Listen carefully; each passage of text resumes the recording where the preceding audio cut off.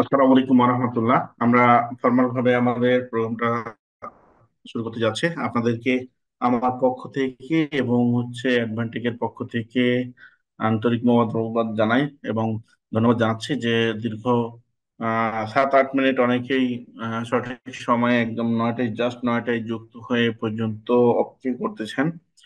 তাদেরকে স্পেশালি ধন্যবাদ। আর তার সাথে সাথে আমি আজকের যে প্রোগ্রামটা হবে এটা আমাদের দুইটা বিষয় নিয়ে আলোচনা করব আজকে, যে how to be a professional maintenance engineer.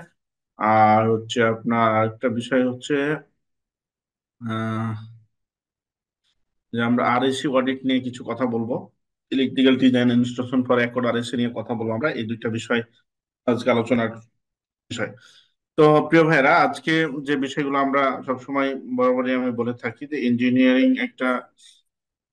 এমন একটা সেক্টর, বা টেকনিক্যাল সেক্টরটা এমন একটা সেক্টর যে আমরা পরস্পরকে সহযোগিতা এবং নলেজ শেয়ার যদি করি এবং একটা গুড কমিউনিকেশন থাকে, তাহলে আমরা ভালো কিছু করতে পারবো।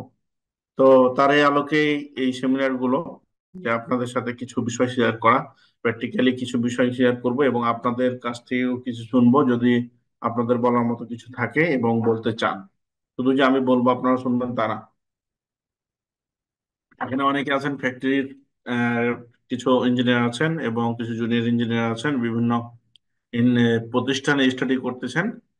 সকলকে আমি আন্তরিকভাবে ধন্যবাদ জানাই এবং অ্যাডভান্টেজের পক্ষ থেকে ওয়েলকাম জানাই যে আপনার মূল্যবান সময়টা যেন আমরা আজকে আলোচনার মাধ্যমে কিছু বিষয়গুলো শিখতে পারি। এবং আপনাদের কোনো কোশ্চিন থাকলে অবশ্যই আমরা নিব, তবে কোশ্চিনটা একটু পরে নিব, না হলে ধারাবাহিক আলোচনার একটা ব্রেক ব্রেক ঘটবে। তো ধন্যবাদ জানিয়ে আমি আজকে শুরু করতেছি আমার পরিচয় দিয়ে। তো আমি বললাম যে আজকে আমরা দুইটা বিষয় আলোচনা করব। একটা হচ্ছে কি electrical design and installation accord RSC কিভাবে চাই, বা কি ডকুমেন্টস গুলো মেনটেন করতে হয়, আর how to be a professional maintenance engineer. Maintenance ইঞ্জিনিয়াররা কি কি দেখাশোনা করে এবং কি কি বিষয়গুলো আমাদেরকে ইঞ্জিনিয়ার হিসেবে কাজ করতে হবে সে বিষয়গুলো, এবং কিভাবে করতে হবে সে বিষয়গুলো আলোচনা করব। আপনাদের মধ্য থেকে কোনো কিছু শেয়ার করতে চাইলে অবশ্যই হ্যান্ড রাইজ করবেন, আপনার কথা আমরা শুনবো। তো প্রথমে আমি আমার পরিচয় দিতে চাই। পরিচয় হচ্ছে engineer Mohammad Sohel Rana, BSc triple E. Maintenance and কমপ্লায়েন্সে আমি প্রায় 12 বছর জব করে এসেছি বিভিন্ন গ্রুপ কোম্পানিতে। আর বর্তমানে আমি এনএডিএল ইঞ্জিনিয়ারিং ডেভেলপমেন্ট লিমিটেড এর ম্যানেজিং ডিরেক্টর হিসেবে আছি এবং অ্যাডভান্টেক এর অপারেশন ডিরেক্টর হিসেবে আছি। আর এই কোর্সগুলো আমি ডিরেক্ট ইনস্ট্রাক্টর হিসেবে অনলাইন অফলাইন এনে ক্লাস নিয়ে থাকি। এই হচ্ছে আমার পরিচয়। আরো আপনাদের সবার পরিচয় নিতে পারলে খুবই ভালো হতো। তো আজকে পরিচয় নিতে গেলে অনেক বড় হবে। আমরা অন্য কোনো সময় এবং আমাদের অ্যাডভান্টেজ অফিসে উত্তরা ঢাকায় কফির দাওয়াত, এখানে আমাদের পরিচয় পর্ব আমরা ছেড়ে নিব। তো প্রথমেই আমি আপনাদের কিছু কোশ্চেন দিয়ে শুরু করতে চাই প্রিয় ভাইয়েরা। এখানে জাস্ট যারা জব করেন তারা তো প্রতিনিয়ত এগুলোর সাথে থাকেন, আর যারা জব করেন না তাদের জন্য, যে দেখেন মেনটেন্স বলতে কি বুঝি, মেনটেন্স কত প্রকার, শিডিউল মেনটেন্স কি, পিরিয়ডিক্যাল মেনটেন্স কি, কেন মেনটেন্স, মেশিন মেনটেন্স করবো, ইউটিলিটি বলতে কি বুঝি, ইউটিলিটি ডিপার্টমেন্ট কি কি থাকে, ইটিপি কি, ডব্লিউটিপি কি, সাবস্টেশন কি কি বলতে কি বুঝি, সাবস্টেশনে কি কি চেকলিস্ট মেনটেন করতে হয়, জেনারেটর কতদিন পর পর মেনটেন্স করতে হয়, রানিং করার আগে কি কি বিষয় দেখতে হয়, জেনারেটরের বয়লার কি কি টেস্ট করতে হয়, বয়লার কি কি চেকলিস্ট মেনটেন করতে হয়, বয়লারের টেস্ট গুলোর নাম কি, ওয়াটার ট্রিটমেন্ট কি, পিএইচ কি, চিলার কি, প্লাম্বিং কি, কম্প্রেসার কি, মেনটেন্স ইঞ্জিনিয়ার আপনার দায়িত্ব কি, টেকনিক্যাল অডিট কি। জাস্ট একটা একটু ধারণা দেওয়ার জন্য, যারা হয়তো জব করেননি বা মেনটেন্সে কাজ করেননি তাদের জন্য বিষয়গুলা কতটুকু পারবেন এটা আপনি একটু চ্যাট বক্স লিখতে পারেন, যে আপনি আসলে এই কয়টা প্রশ্নের কয়টা পারবেন বা কত পার্সেন্ট পারবেন। দিলে আপনাদেরকে আরো পরামর্শ দেওয়া আমার জন্য ভালো হবে। আপনাদেরকে চ্যাট বক্সে লেখার জন্য অনুরোধ, যে কত পার্সেন্ট আপনি এই প্রশ্নটি, জাস্ট একটা ডেমো কোশ্চেন, এটা আপনি পারবেন। কোশ্চেন 1। কোশ্চেন 2। কোশ্চেন 2 কি বলতেছে দেখেন। এখানে বলতেছে যে বাসবার ক্যালকুলেশন কিভাবে করবেন, কেবল ক্যালকুলেশন কিভাবে, লোড ক্যালকুলেশন কিভাবে, ট্রান্সফর্মার ক্যালকুলেশন কিভাবে করবেন, লোড কত প্রকার, পাওয়ার ফ্যাক্টর ক্যালকুলেশন কিভাবে করবেন, এসিবি বিসিবি কোনটা কখন ব্যবহার করবেন, তিন ফেজের মধ্যবর্তী গ্যাপ কত হওয়া উচিত, এমসিসিবি এর সেট পয়েন্ট কিভাবে নির্ধারণ করবেন, ট্রান্সফর্মার আর্থিং কয়টা দিতে হয়, জেনারেটর কয়টা আর্থিং দিতে হয়, এলটি এর আর্থিং কয়টা দিতে হয়, এইচটি এর আর্থিং কয়টা দিতে হয়, আর্থিং কেবলের কিভাবে নির্ধারণ করবেন, সিস্টেম আর্থিং এর রেজিস্ট্যান্স এর মান কত হওয়া উচিত, আর্থিং এর কেবল ফেজের কত পার্সেন্ট হতে হবে, এলপিএস রেজিস্ট্যান্স এর মান কত হওয়া উচিত, এলপিএস এর বোরিং কত ফিট হওয়া উচিত, সিস্টেম আর্থিং এর বোরিং কত হওয়া উচিত, এলপিএস আর আর এর সর্বনিম্ন মান কত হওয়া উচিত, আর্থিং এর আর কি, ফিট কি, সিস্টেম আর্থিং এর কপার রডের সাইজ কত হওয়া উচিত, এলপিএস এর কপার রডের মান কত হওয়া উচিত, আর এসি অ্যালায়েন্স এর কাজ কি, থার্মোগ্রাফি সার্ভে কি, থার্মোগ্রাফি সার্ভে কয়টা ধাপ আছে, কেবল ইনসুলেশন রেজিস্ট্যান্স এর মান কত মেগা ওহমের উপরে হতে হবে, প্রিভারা। জাস্ট এই কয়টা কোশ্চিন অলমোস্ট আপনার দুইটা মিলিয়ে কত 27 মানে অলমোস্ট 45টা বা 50 45টা মতো কোশ্চেন। এখানে যে বিষয়গুলো আপনাদেরকে আমি দিয়েছি, একজন ভাইও লেখেননি, ধন্যবাদ, যে কত পার্সেন্ট আপনি কোশ্চেন গুলো পারবেন বা কয়টা পারবেন বা পারবেন না। আপনাদের লেখা উচিত ছিল, যদি তাহলে একটু আপনাদেরকে ওই আলোকেই একটু পরামর্শ দিতে পারতাম। যাই হোক, হয়তো ব্যস্ত আছেন, কোনো বিষয় নেই। তো দেখেন, এখানে কিছু বিষয় আপনাদেরকে আমি সব বিষয়গুলো ডিটেলস বলার মতো আজকে হয়তো বা সময় থাকবে না, আমরা 1-1.5 ঘন্টা যতটুকু পারি আপনারা থাকতে পারেন, আমরা আলোচনা করব যে মেনটেন্যান্সটা কি। মেনটেন্যান্স হলো দীর্ঘকাল ব্যবহারের ফলে মেশিন ইকুইপমেন্ট বা সিস্টেমের ক্ষয়ের কারণ, ফাংশন, ব্যবহার কাল, কার্যক্ষমতা হ্রাস পাওয়াকে প্রতিরোধ করতে চালানোর পরীক্ষা ও মেরামত কার্যক্রম।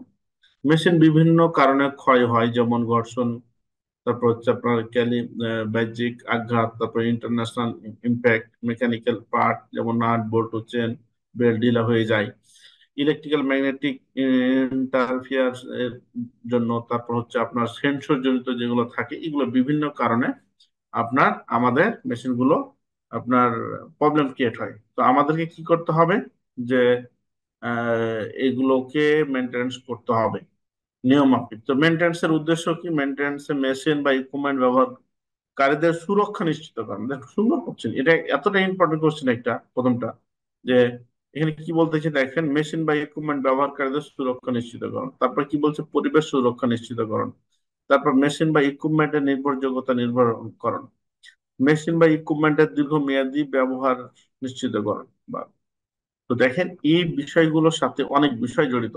তো মেনটেন্স 3 প্রকার, এটা এখানে আছে, আমি মেনটেন্স কিছু ছবি দিয়েছি আপনাদেরকে। তো এগুলো, তারপর কারেক্টিভ মেনটেন্স কাকে বলে, এটা আমি আর পড়তে যাচ্ছি না। আপনাদের কারেক্টিভ মেনটেন্স কাকে বলে, আমি শিডিউল মেনটেন্সটা একটু আপনার সাথে তার পেরিডিক্যাল মেনটেন্স কাকে বলে, শিডিউল মেনটেন্স। এই যে বিষয়টা হচ্ছে শিডিউল মেনটেন্সটা কি, জাস্ট এটা একটু আমি ক্লাউড করব। যে শিডিউল মেনটেন্সটা হচ্ছে যে আপনার বিভিন্ন যে আমরা বলছিলাম যে কোড আরএসসি বা হচ্ছে বিভিন্ন টেকনিক্যাল অডিট, এটা কিন্তু একটা ফ্যাক্টরির জন্য খুব পেনফুল মনে হয়, যে যারা নিয়ন্ত্রণ করে যে কি অডিট আসতেছে বা অডিটে কি ধরবে, এই টাইপের। তো আসলে নিয়ম মাফিক যদি আপনি কাজ করেন, অডিট করে থাকেন না। তো এখন দেখেন, এই যতগুলো আপনার মেশিন থাকবে, মেশিন গুলো একটা লিস্ট থাকতে হবে।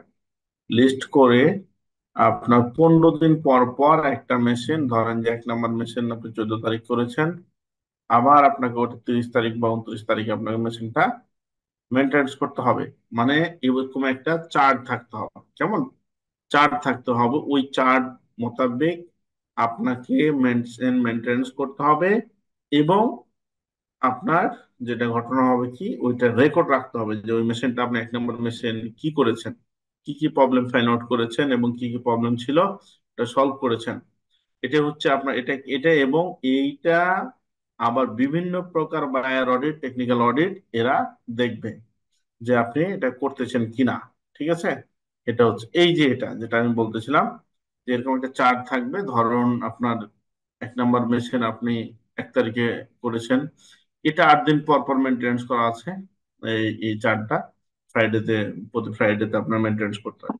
আপনি সর্বনিম্ন আপনাকে 15 দিন পর পর একটা মেশিনকে 15 তারিখ করলে আবার আপনাকে এটা 29 তারিখ বা 30 তারিখ আপনাকে মেনটেন্স করতে হবে। এটা অডিট বা বিভিন্ন বায়ার অডিট, এটা আপনার রিকোয়ারমেন্ট। ঠিক আছে। আর যদি আপনি এর থেকে বেশি করতে পারেন, যে আপনি 8 দিন পর করতেছেন, গুড, কোনো সমস্যা নেই, এটা আরো ভালো। আপনি 3 দিন পর পর করতেছেন, আরো ভালো। কিছু জিনিস আছে যে 15 দিন পর পর করতে হবে। এখন এভাবে আপনাকে একটা চার্ট লিখে রাখতে হবে সবগুলো মেশিনের, কেমন, তারপর রেসপন্সিবিলিটি পার্সনের সিগনেচার নিতে হবে। এটা হচ্ছে আপনার মেনটেন্যান্সের শিডিউল, যে মেশিন মেনটেন্যান্স শিডিউল এটাই। ওকে। তারপর হচ্ছে দেখেন, আমরা ডেলি কম্প্রেসার, আমরা কিছু চেকলিস্ট গুলো আপনাদের সাথে আলোচনা করে আমরা মূল বিষয়গুলোতে যাব। প্রিয় ভাইরা, ডেলি কম্প্রেসার মনিটরিং রেকর্ড। আপনি জানেন যে কম্প্রেসার ইউটিলিটি পার্টের একটা কম্প্রেসার একটা পার্ট। তো এই কম্প্রেসার গুলো যে আমাদের 24 আওয়ার্স কোম্পানিতে রানিং থাকে, এগুলোতে প্রত্যেকটা ধরেন এই যে কম্প্রেসার 1, 2, 3, 4, 5 এভাবে আপনার একাধিক আছে। এখন এটা 8টা টু 8টা 24 ঘন্টা এটা মনিটরিং করতে হয়। কি মনিটরিং করতে হয়? কম্প্রেসার আউটলেট প্রেসার করতে হয়, এলিমেন্ট টেম্পারেচার করতে হয়, তারপর যে অ্যাবিনেন্ট টেম্পারেচার। এই তিনটা জিনিস আপনার 8টাতে করলো, 9টাতে দিল, 10টাতে, এভাবে দিয়ে আপনার 24টা ঘন্টার জন্য এরকম একটা মনিটরিং আপনাকে রিপোর্ট রাখতে হয়। এই রিপোর্টটা আবার সিনিয়ররা যারা আছেন তারপরের দিন এটা দিতে হয়, যে তখন আপনি কিভাবে ঠিক করে চালাচ্ছেন কিনা, বা ইনপুট আউটের টেম্পারেচার এবং হচ্ছে প্রেসার বারের সবকিছু ঠিক আছে কিনা মনিটরিং করে। তারপরে যে দেখেন এখানে শিফটে শিফটে আছে, দুই শিফটে দুইজন সিগনেচার দিবে, তারপরে অ্যাসিস্ট্যান্ট ম্যানেজার, তারপর manager, general manager, technical lead. এখানে এটা আপনি কিভাবে দিবেন নিচেরটা, এটা আপনার পার্সোনাল ইস্যু, আপনার রেসপন্সিবিলিটি। এই ডাটাগুলো কার কাছে, কে কে চেক করবে, তার কাছে আপনি এ সাজাবেন। এটা যে হুবহু এটা সাজাতে হবে বিষয়টা এরকম না। তারপর দেখেন গ্যাস জেনারেটর প্যারামিটার আছে। গ্যাস জেনারেটর আপনার যেটা থাকবে, দেখেন এটা হচ্ছে 16 সিলিন্ডারের একটা গ্যাস জেনারেটর। এটা টোটালি আপনার মনিটরিং ওই সেম কম্প্রেসারের মতো করে আপনার 24 ঘন্টার আপনার মনিটরিং রিপোর্ট আসবে। এটা হচ্ছে সিলিন্ডার, 16টা সিলিন্ডারের আপনার, এবং এভারেজ তাপমাত্রাগুলো রেকর্ড করে রাখতে হয়। এগুলো বিভিন্ন অডিটও দেখে, এবং যারা ইঞ্জিনিয়ার দায়িত্ব, মানে ম্যানেজমেন্ট দায়িত্বে আছে, তারাও দেখে এটা, কেমন। তারপর এখন আমাদের মেন একটা কোশ্চেনে আসি আমরা, এখন আমাদের টেকনিক্যাল, মানে আমরা বিষয়ে যাব। কারণ টেকনিক্যাল বিষয়ে যাওয়ার আগে আপনাদেরকে যেহেতু দুইটা আজকে আমি একসাথে আপনাদের সুবিধার্থে আমি আলোচনা করতেছি, যে আরএসি অডিট এবং হচ্ছে আপনার টেকনিক্যাল অডিট কেন আমাদের কোম্পানিতে প্রয়োজন। এরকম কারো কোনো কোশ্চেন আছে? বিভিন্ন প্রকার অডিট আপনার কোম্পানিতে অবশ্যই, মানে এটার জন্য কোম্পানি অনেক মরিয়া হয়ে যায়, বা এই টাইপের যারা ইঞ্জিনিয়ার, আমরা ইলেকট্রিক্যাল ইঞ্জিনিয়ার বা সিভিল ইঞ্জিনিয়ার বা হচ্ছে ইঞ্জিনিয়ার যারা আছে, এই যে টেকনিক্যাল অডিট বা হচ্ছে কমপ্লায়েন্স ইঞ্জিনিয়ার জানা, ইঞ্জিনিয়ারের খুবই ডিমান্ড, এবং খুবই খুবই ডিমান্ড আপনাদেরকে বললাম। তো আপনাদের কারো কি কোশ্চিন আছে এরকম, যে আমরা, এবং ওদের রিকোয়ারমেন্ট গুলো ফিল আপ করার জন্য অনেক প্যারা খেতে হয় আমাদেরকে ফ্যাক্টরিতে, তো ওদের কেন আমরা লিস্টেড হব, এরকম কারো কোনো কোশ্চিন আছে? যদি কোশ্চিন থাকে আমরা কোশ্চিনটা আলোচনা করবো আমরা।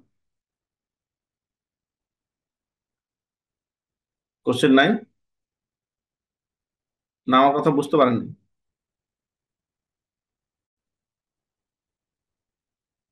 হ্যালো? বুঝতে পারেননি? আপনাদের কারো কোশ্চিন আছে যে আমরা অডিটের, বিভিন্ন অডিটের কেন আমরা অন্তর্ভুক্ত হব? জি স্যার, এই বিষয়টা একটু বললে ভালো হয়। আচ্ছা, থ্যাংক ইউ আপনাদের। আচ্ছা, এখানে দেখেন দুইটা অডিটের কথা আমরা বলেছি, যে অ্যালায়েন্স আর হচ্ছে আপনার আরএসি, আরএমজি সাস্টেনেবিলিটি কাউন্সিল। এরা হচ্ছে অডিট। এরা দেখেন, এই অডিটটা দেখেন, এখানে কি বলতেছে, যে এটা হচ্ছে আপনার সেফটি, ওয়ার্ক সেফটি নিয়ে কাজ করে, ফ্যাক্টরিতে ওয়ার্ক সেফটি নিয়ে কাজ করে। কত সালে হয়েছে? বাংলাদেশের রেডি গার্মেন্টস ফ্যাক্টরিতে আপনার 2013 রানা প্লাজা বিল্ডিং যখন ক্লপস হলো, তখন ওনারা আসলো। তখন কি আসলো? আপনার অ্যালায়েন্স আর হচ্ছে অ্যাকর্ড নামে, অ্যাকর্ড যেটা আরএসি, সেটাই তখন অ্যাকর্ড ছিল। এনারা কি দেখে? সেফটি, সেফটি ইস্যু গুলো দেখে, নিয়ম নীতি গুলো দেখে। 2013-র আগে কোম্পানিগুলো এতটা খারাপ অবস্থা ছিল, যে মনে করেন 5 তলা একটা বিল্ডিং, নিচতলায় হচ্ছে আপনার মার্কেট, দুই তিন তলায় মনে করেন গার্মেন্টস, তারপরে উপরে হচ্ছে আবাসিক, এরকম টাইপ। এবং কোনো সেফটি ছিল না, পাওয়ার হাইড্রেন্ট ছিল না, পাওয়ার, তারপর হচ্ছে ফায়ার সেফটি ইকুইপমেন্ট গুলো ছিল না, তারপর ফায়ার হাইড্রেন্ট ছিল না, অনেক বিষয় মানে কোনো, এবং একাধিক সিঁড়ি ছিল না এগুলো। তো বাংলাদেশে যারা, আমাদের দুইটা দেশ আমাদের সাথে বিজনেস করে আপনারা জানেন, মানে ইন্টারন্যাশনালি ভাবে, মানে দুইটা অর্গানাইজেশন, ইউরোপ আর হচ্ছে আমেরিকা। এটা তো জানা আছে, এরা হিউজ পরিমাণে আমাদেরকে পোশাক শিল্পে আমরা এই দুইটা মানে অঞ্চলে আমরা বেশি পাঠাই, ঠিক না? তো ইউরোপ হচ্ছে আপনার কন্ট্রোল করে হচ্ছে আপনার অ্যাকর্ড। অ্যাকর্ড আগে ছিল, ওনার নাম ছিল অ্যাকর্ড, এখন যেটা হচ্ছে আরএসি, ঠিক আছে? আর অ্যালায়েন্স হচ্ছে আমেরিকান, নর্থ আমেরিকান। একটা বায়ার যত আছে, বায়ার মানে তো বুঝেন যারা হচ্ছে আমাদের কাছে কাপড় কিনে, ব্র্যান্ড, ইন্টারন্যাশনাল ব্র্যান্ড।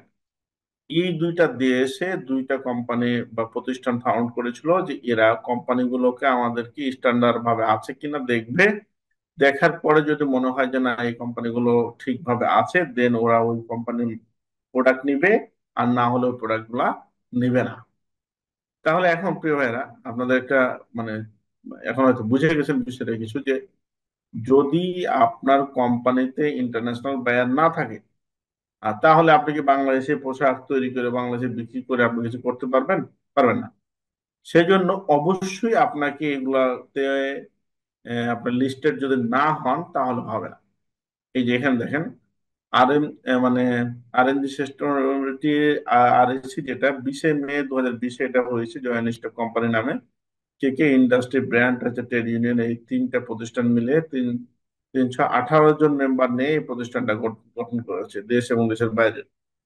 এবং এরা কি দেখে, ফ্যাক্টরি ব্র্যান্ড হচ্ছে 150, এটা হচ্ছে আমার আপনার নামে ব্র্যান্ড না, এটা ইন্টারন্যাশনাল ব্র্যান্ড। ফ্যাক্টরি হচ্ছে 1600 প্লাস, 2 মিলিয়ন ওয়ার্কার নিয়ে কাজ করে, 2 মিলিয়ন, ঠিক আছে?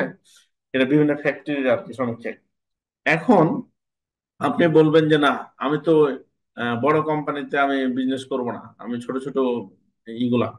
আপনার ছোট যে বায়ার গুলো আছে, তারা তো নিজস্ব এই ধরনের মানে মনিটরিং সেল গঠন করার মতো তাদের ক্ষমতা নাই, এই অ্যাকর্ড আর হচ্ছে আরএসির মতো। এটা হিউজ পরিমাণে একটা বড় একটা ফাউন্ডেশন, এবং এখানে অনেক মানে খুব ভালো মানে ইঞ্জিনিয়ার থাকতে হয় এটা মনিটরিং করার জন্য, এবং ইন্টারন্যাশনালি এটা এই প্রতিষ্ঠানগুলো। তো তখন কি করে, ছোট বায়ার গুলো কি করে, মনে করেন ইন্ডিয়া, আম, পাকিস্তান, এরা আমাদের কাছে মাল নেবে, তখন আইসা ফ্যাক্টরিতে বলে যে আপনি কি আরএসির অন্তর্ভুক্ত, আরএসির স্কোয়ার কত, আপনি কি অ্যালায়েন্সের অন্তর্ভুক্ত, আপনি কি নিরাপনের অন্তর্ভুক্ত, এরকম টাইপের প্রশ্ন করে, ঠিক আছে? তখন কি হয়ে যায়, না, তখন ওনারা মুখ ফিরে নেয়। ওনারা ডিপেন্ড করছে কেমন, যে আরএসি অ্যাকর্ডের জন্য কি নিরাপনের যদি আপনার অন্তর্ভুক্ত হয়, তাহলে কোম্পানি মোটামুটি ভালো একটা স্ট্যান্ডার্ড আছে, তো আমরা ওর কাছে নিব। এবং দেশের বাইরেও অনেক কোম্পানি যেটা আরএসির অন্তর্ভুক্ত না। আপনাকে এই ইমরান স্যার মেসেজ দিয়েছিল আপনাকে অ্যাডভান্টেজের। তো সেই ক্ষেত্রে সেই ক্ষেত্রে কি হচ্ছে, যে এগুলো টোটাল বিষয়গুলো মানে আপনার ব্যবসাটা ডিপেন্ড করতেছে আপনার এর উপরে, বিভিন্ন প্রকার অডিটের উপরে, কেমন? তাহলে দেখেন কতটা ইম্পর্টেন্ট। এখন বুঝেন যে আপনি যদি ইঞ্জিনিয়ার হিসেবে কাজ করেন, আর যদি আপনি আরএসি না বুঝেন বা কমপ্লায়েন্স টেকনিক্যাল না বুঝেন, তাহলে কি, যদি আপনার কারণে ব্যবসা ফল্ট করে, তাহলে কি আপনাকে ওই পোস্টে রাখবে? কখনোই রাখবে না। এবং আপনি কি ভালো ইঞ্জিনিয়ার হিসেবে ভালো কিছু করতে পারবেন? পারবেন না। আপনি কাজ জানেন, অনেক কাজ জানেন, কিন্তু আরএসসি বা অ্যাকর্ডের কি নিয়ে কাজ করে, এটা হলে ওনার মানে আহ, খুব মানে প্যারায় পড়ে যায় আর কি। তো এই যেন প্যারায় না পড়েন আপনারা, আপনারা তো কাজ শিখতেই হবে, ইঞ্জিনিয়ার তো কাজ শেখা ছাড়া কোনো গতি নাই আমাদের। কাজ তো শিখবোই আমরা, কাজ শেখার সাথে আমরা কমপ্লায়েন্স অনুযায়ী, নিয়ম অনুযায়ী আমরা ইনশাআল্লাহ আমাদের এইগুলো সাজাবো। এখন বলবেন যে ওরা কি নির্দিষ্ট কোনো নিয়ম, কি নিয়মে আমি আর এসি কি চাই আমি কিভাবে বুঝবো? না, আর এসি কিচ্ছু চায় না, আপনি নিরাপদ কিচ্ছু চায় না। চাই কি, যে আপনি একটা বিল্ডিং করবেন বা একটা ফ্যাক্টরি দিবেন, এখানে একটা বিল্ডিং করবেন, ধরেন এর একটা বিল্ডিং করবেন 10 তলা। এই 10 তলা বিল্ডিং করার জন্য স্ট্রাকচার যেভাবে আপনার সাজানো, সেটা আপনি সাজাবেন। এখানে ইলেকট্রিক্যাল সাবস্টেশন থেকে যে বিষয়গুলো মেশিনগুলো আপনি রাখবেন সেগুলো নিয়ম মাফিক রাখবেন ইলেকট্রিক্যাল নিয়ম অনুযায়ী। ফায়ারের যে বিষয়গুলো করবেন এখানে আপনি ফায়ারের নিয়ম অনুযায়ী করবেন। বয়লার যদি আপনি এখানে করতে চান একটা বয়লারের যে স্ট্যান্ডার্ড নিয়ম আছে সেজন্য করবেন। তাহলে কত মজা দেখেন, এই বিষয়টা নিয়ে আমরা অযথাই মানে ধাক্কাধাক্কি করি আমরা বাংলাদেশের মানুষজন। মানে এটাই মানে অনেক কিছু। এখানে কি চাকরি করেন কিছু ভাই আছেন না? প্লিজ হ্যান্ড রাইজ করবেন প্লিজ। আপনার সাথে জাস্ট শেয়ার করবো কিছু বিষয়গুলো। আছেন? আব্দুল আল মামুন ভাই জব করেন? সালাম আলাইকুম স্যার, কথাটা বুঝিনি। আচ্ছা, সিফাত ভাই জব করেন। আচ্ছা সিফাত ভাই, আপনি আমাদের সাথে একটু রেসপন্স করিয়েন, এখানে অনেক জুনিয়ররা আছে, তাহলে আমাদের কথাগুলো ওরা জি শুনতে স্যার, পাবে। যে আসসালামু আমি, আলাইকুম। ওয়ালাইকুম সালাম। আচ্ছা আমি আপনার কাছে শুনবো, যারা চাকরি করেন তাদের কাছে শুনবো একটু পরে। আমি বলতেছি যে আহ, এটা যদি আরএসসি এর বা একরের নিয়মে বলি, structural safety, electrical safety, life, fire and life safety, boiler safety. এখন দেখেন একটা ফ্যাক্টরি, এটা মনে করেন একটা বাউন্ডারি, ইলেকট্রিক্যালের যে বিষয় কি থাকবে, একটা সাবস্টেশন থাকবে, ধরেন এখানে এখানে একটা সাবস্টেশন দিলাম। এটা যদি নিয়ম মাফিক, কি ইলেকট্রিক্যালের স্ট্যান্ডার্ড নিয়ম মাফিক কেমন? আচ্ছা, এখানে সাবস্টেশন রুম হবে, রুমটা হবে সিভিলের ইলেকট্রিক মানে সাবস্টেশনের জন্য যে রুম যেরকম হওয়া ছিল ওটা। তারপরে এখানে আপনি একটা 5 তলা বিল্ডিং দিবেন, বিল্ডিংটা হবে স্ট্রাকচারাল, যে সেফটি ইস্যু গুলো আছে এগুলো নেই। এখানে ফায়ার যা করা দরকার তাই করবেন। এখানে যদি একটা বয়লারে এখানে হাউস করেন, বয়লারের নিয়ম অনুযায়ী করবেন। তাহলে দেখেন এখানে আরএসসি, একর, নিরাপন যতগুলো অডিট আছে, বায়ার অডিট, ওদের কোনো মন গড়া কোনো নিয়ম তারা দিবে না আপনাকে। আপনার কি নিয়ম দিবে? এই যে বললাম যে সিভিলের কে সিভিলের নিয়ম দিবে, ইলেকট্রিক্যালের ইলেকট্রিক্যাল নিয়ম দিবে, ফায়ারকে ফায়ারের নিয়ম দিবে, বয়লারকে বয়লার নিয়ম দিবে। এখন দেখেন, আপনি যেহেতু আমরা ইলেকট্রিক্যাল ইঞ্জিনিয়ার অলমোস্ট এখানে, আশা করি যদি অন্য কেউ থাকেন একটু বলিয়েন তাহলে আরো ভালো হবে। ইলেকট্রিক্যাল 2 নাম্বারটাকে আমরা একটু বেশি গুরুত্ব দেবো। ধরেন আমি সোহেল ইলেকট্রিক্যাল ইঞ্জিনিয়ার, আপনার ফ্যাক্টরিতে একজন ম্যানেজার বা ডিজিএম বা এজিএম যে পোস্টে আছি না কেন, আমি যদি আপনার টোটাল ফ্যাক্টরিটাকে ইলেকট্রিক্যালের যে সঠিক গাইডলাইন গুলো আছে বা নিয়ম গুলো আছে এভাবে যদি সাজিয়ে দিই, ঠিক আছে, তাহলে তো আপনার আর এখানে বায়ার নিয়ে বা টেকনিক্যাল অডিট নিয়ে আপনার তো কোনো প্রবলেম হবে না আশা করি। ঠিক না ভাই, যারা জব করেন, বিষয়টা কি এটা কিনা? একটু রেসপন্স করবেন প্লিজ, আপনাদের প্রয়োজন আমার। ঠিক আছে। Thank you. জি স্যার। তো বিষয়টা কি যে আমি এখন ইলেকট্রিক্যালের কি একটা একটা ট্রে নিয়ে গেছি। শিবাদ ভাই আপনার কথা শোনা যাচ্ছে না, সাউন্ড হচ্ছে আর কি, প্লিজ। কথা বলার সময় আমরা আনমিউট করবো, তো আপনার মিউট করে নেবো, হ্যাঁ। বিষয়টা হচ্ছে আমি বলতেছি এখন তাহলে আমাদের করণীয় কি। করণীয় হচ্ছে যে আমরা ইলেকট্রিক্যাল ইঞ্জিনিয়ার, ইলেকট্রিক্যাল সাবস্টেশন থেকে শুরু করে আপনার কেবল ট্রে, আমাদের যে মেশিন লেআউট যত কিছু আছে, আমাদের ওই জিনিসগুলো আমাদেরকে স্ট্যান্ডার্ড, ইলেকট্রিক্যাল স্ট্যান্ডার্ড অনুযায়ী করতে হবে ভাইয়া। তো আমরা ইলেকট্রিক্যালি একটু যাই। আহ, এখানে বিষয় বিষয় কি যে electrical safety need documents, RAC, RAC আসলে কি কি ডকুমেন্ট গুলো চাই এটা একটু দেখেন। ইএলডি চাই, ইলেকট্রিক্যাল এসএলডি চাই, LPS design, load calculation, earthing pit resistance test report, cable insulation test report, তারপরে হচ্ছে আপনার আর electrical safety training, transformer test report, thermography servo test report, system earthing resistance test report, preventive maintenance schedule, lockout tagout, DB checklist, আরো কিছু অনেক কিছু চাই। Just মেনটি আপনাদেরকে আমি হ্যান্ড দিচ্ছি যে এই জিনিসগুলো লাগে কেমন। আহ তারপরে আমাদের এটা হচ্ছে, এখানে আবার শর্ট করে দিয়েছিলাম, প্রয়োজন নাই, এটা প্রশ্ন এখানে। এটা হচ্ছে আরএসএ। তাহলে আপনারা এখন প্রশ্নের উত্তর বা বুঝে গেছেন যে আসলে বিভিন্ন অডিট যে চাই কেন চাই, এটা তো আমি বুঝেছি নাকি? না বুঝা যায়নি? এটা বুঝেছেন? আচ্ছা, এখন আসেন আমি প্রশ্নতে, আপনাদেরকে একটু আমি মানে একটু আমার হ্যাঁ, হেল্প। বুঝতে পারছি। ভাইয়া এখন আমাকে বলেন, আম, যে কেউ একজন, কেউ হ্যান্ড রাইজ করবেন, কে বলবেন? আমি একটু শেয়ার করো, আমাকে একটু হেল্প করতে হবে। একজন বা দুইজন ভাই, প্লিজ। জাস্ট নলেজ শেয়ারিং করবো এখানে আমরা। শুধু আমি বলবো আপনি শুনবেন, এটা হবে না কিন্তু। হুম। বলবেন কেউ আমার সাথে যে 300 অ্যাম্পিয়ারের একটা আমি জাস্ট একটা ডিবি বানাবো, কি কি জিনিস প্রয়োজন? শিপন ভাই বলবেন নাকি? বা হ্যাঁ, আমি বলতেছি। আচ্ছা, আপনি বলতেছেন, বলেন তাহলে ভাই কি লাগবে আমার। একটা একটা ফ্রেম লাগবে নাকি? এখানে প্রথমে হচ্ছে একটা ফ্যানেল লাগবে। জি। তারপরে হচ্ছে আমার এই অ্যামিটার লাগবে, ভোল্ট মিটার লাগবে। তারপরে হুম হচ্ছে সিটি ফিটি লাগবে। হুম তারপরে হচ্ছে আমার যদি এমডিবি হয় 300 অ্যাম্পিয়ার হলে আমার এসিবি এয়ার সার্কিট ব্রেকার লাগবে। তারপরে হচ্ছে আমার ওই এয়ার সার্কিট ব্রেকার থেকে সাব সার্কিট যেগুলো ইউজ করবো, MCCB modular case circuit breaker, ছোট ছোট ব্রেকার গুলো বসাবো। হুম। তারপরে হচ্ছে আমার ওই এসিবি তে হচ্ছে আমার ওই কত এম্পিয়ার শর্ট সার্কিট সেটিং। তারপরে হচ্ছে ওভার ওভার ওভারলোড হলে ওভারলোড কততে, মানে ওভার কারেন্ট হলে আর কি কততে ট্রিপ করবে, এটা সেটিং করতে হবে এসিবি তে। তারপর হচ্ছে ওই চ্যানেলের ওয়ারিং, যদি এখানে কন্ট্রোলিং তার ইউজ করে প্যানেলের ভিতর হচ্ছে আমার ওই চ্যানেল ইউজ করতে হবে প্রপারলি, যাতে আমি কেবল গুলো ড্রেসিং করে আমি চালাইয়া আমি ওই কানেকশন করতে পারি। জি, জি, তাহলে আমরা পেলাম কি, কেবল প্রয়োজন, সিটিপিটি প্রয়োজন, মিটার প্রয়োজন, আর মিটার কিছু প্রয়োজন, বেকার। তারপর হচ্ছে কিছু ব্যাকআপ প্রয়োজন। বেকার প্রয়োজন, তারপর বাসবার হচ্ছে বলেন। বাস বার লাগবে। তারপরে হচ্ছে আমার থ্রি কয়টা ফেজ বাস হইলে বানাবো? হচ্ছে থ্রি ফেজ হচ্ছে তিনটা, থ্রি ফেজ মানে টোটাল 5 বারের বাস বার লাগবে হ্যাঁ হ্যাঁ। আমার আর্থিং সহ করলে। ঠিক আছে, L1 L2 L3, তারপর হচ্ছে আর্থিং, তারপরে হচ্ছে আপনার নিউট্রাল।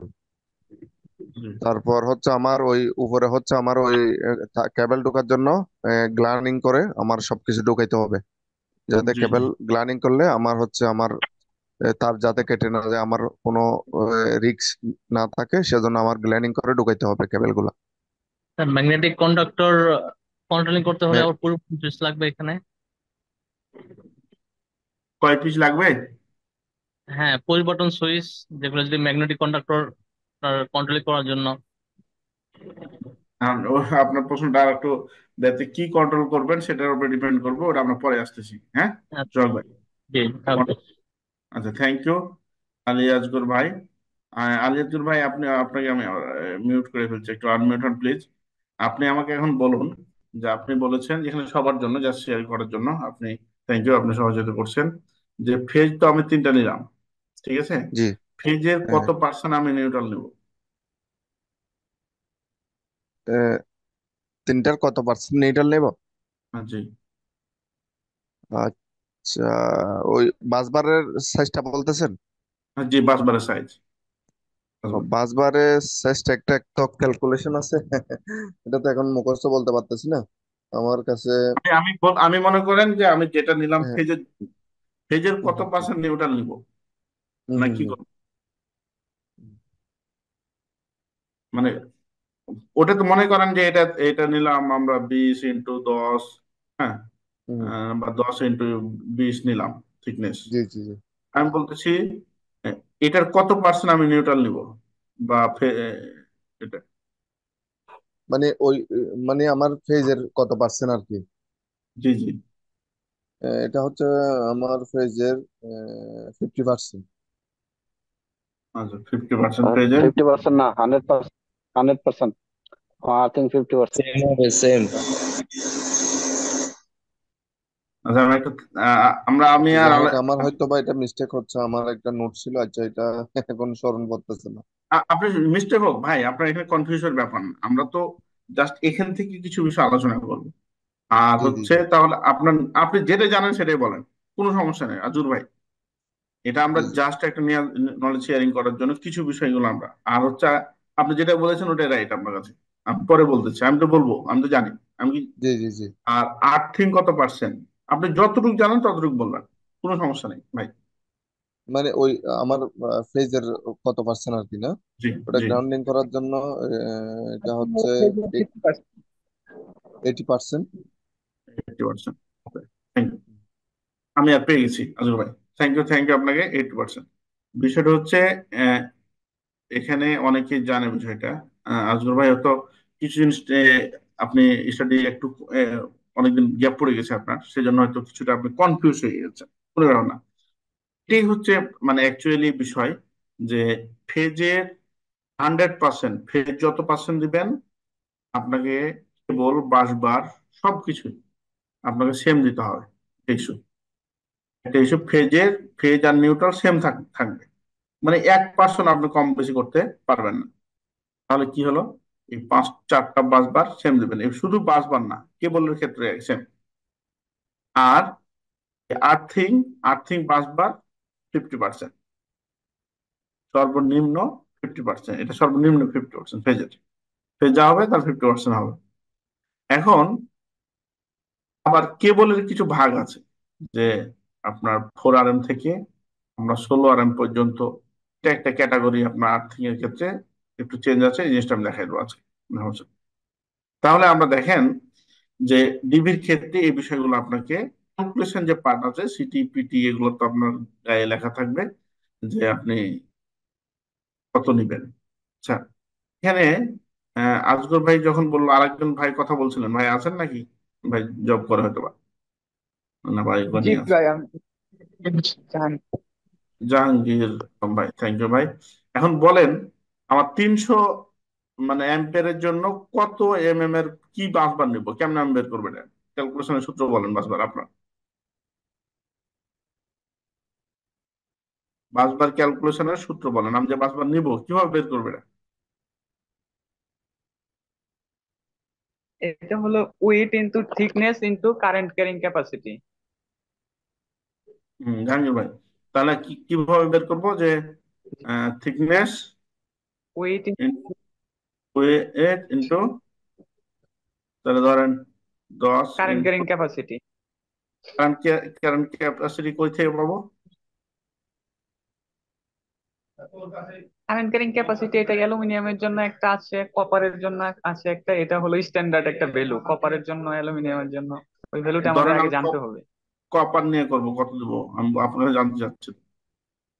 এটা কপারের জন্য হলো ইন্ডাস্ট্রিতে 1.55 ধরা হয়, কিন্তু আমরা অনেক ক্ষেত্রে 1.8ও ধরি, 2ও ধরি, কিন্তু 1.55 মনে হয় যে।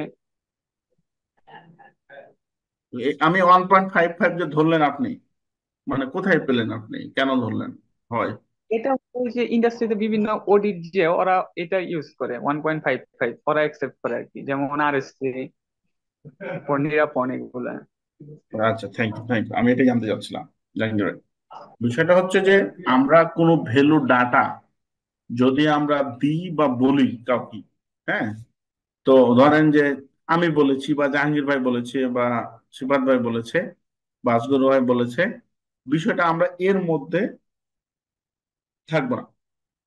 যদি আপনি যে ভালো ইঞ্জিনিয়ার, কমপ্লেন্স ইঞ্জিনিয়ার হতে চান, কি করবো আমরা, এটা নির্দিষ্ট একটা ভ্যালু, যেমন আপনি বলেছেন আরএসি এটা নেয়, নিরাপন এটা নিয়েছে, ওকে, তাহলে ওদের অবশ্যই গাইডলাইন এটা আছে, অবশ্যই আপনি জানেন, হ্যাঁ এটা ঠিক।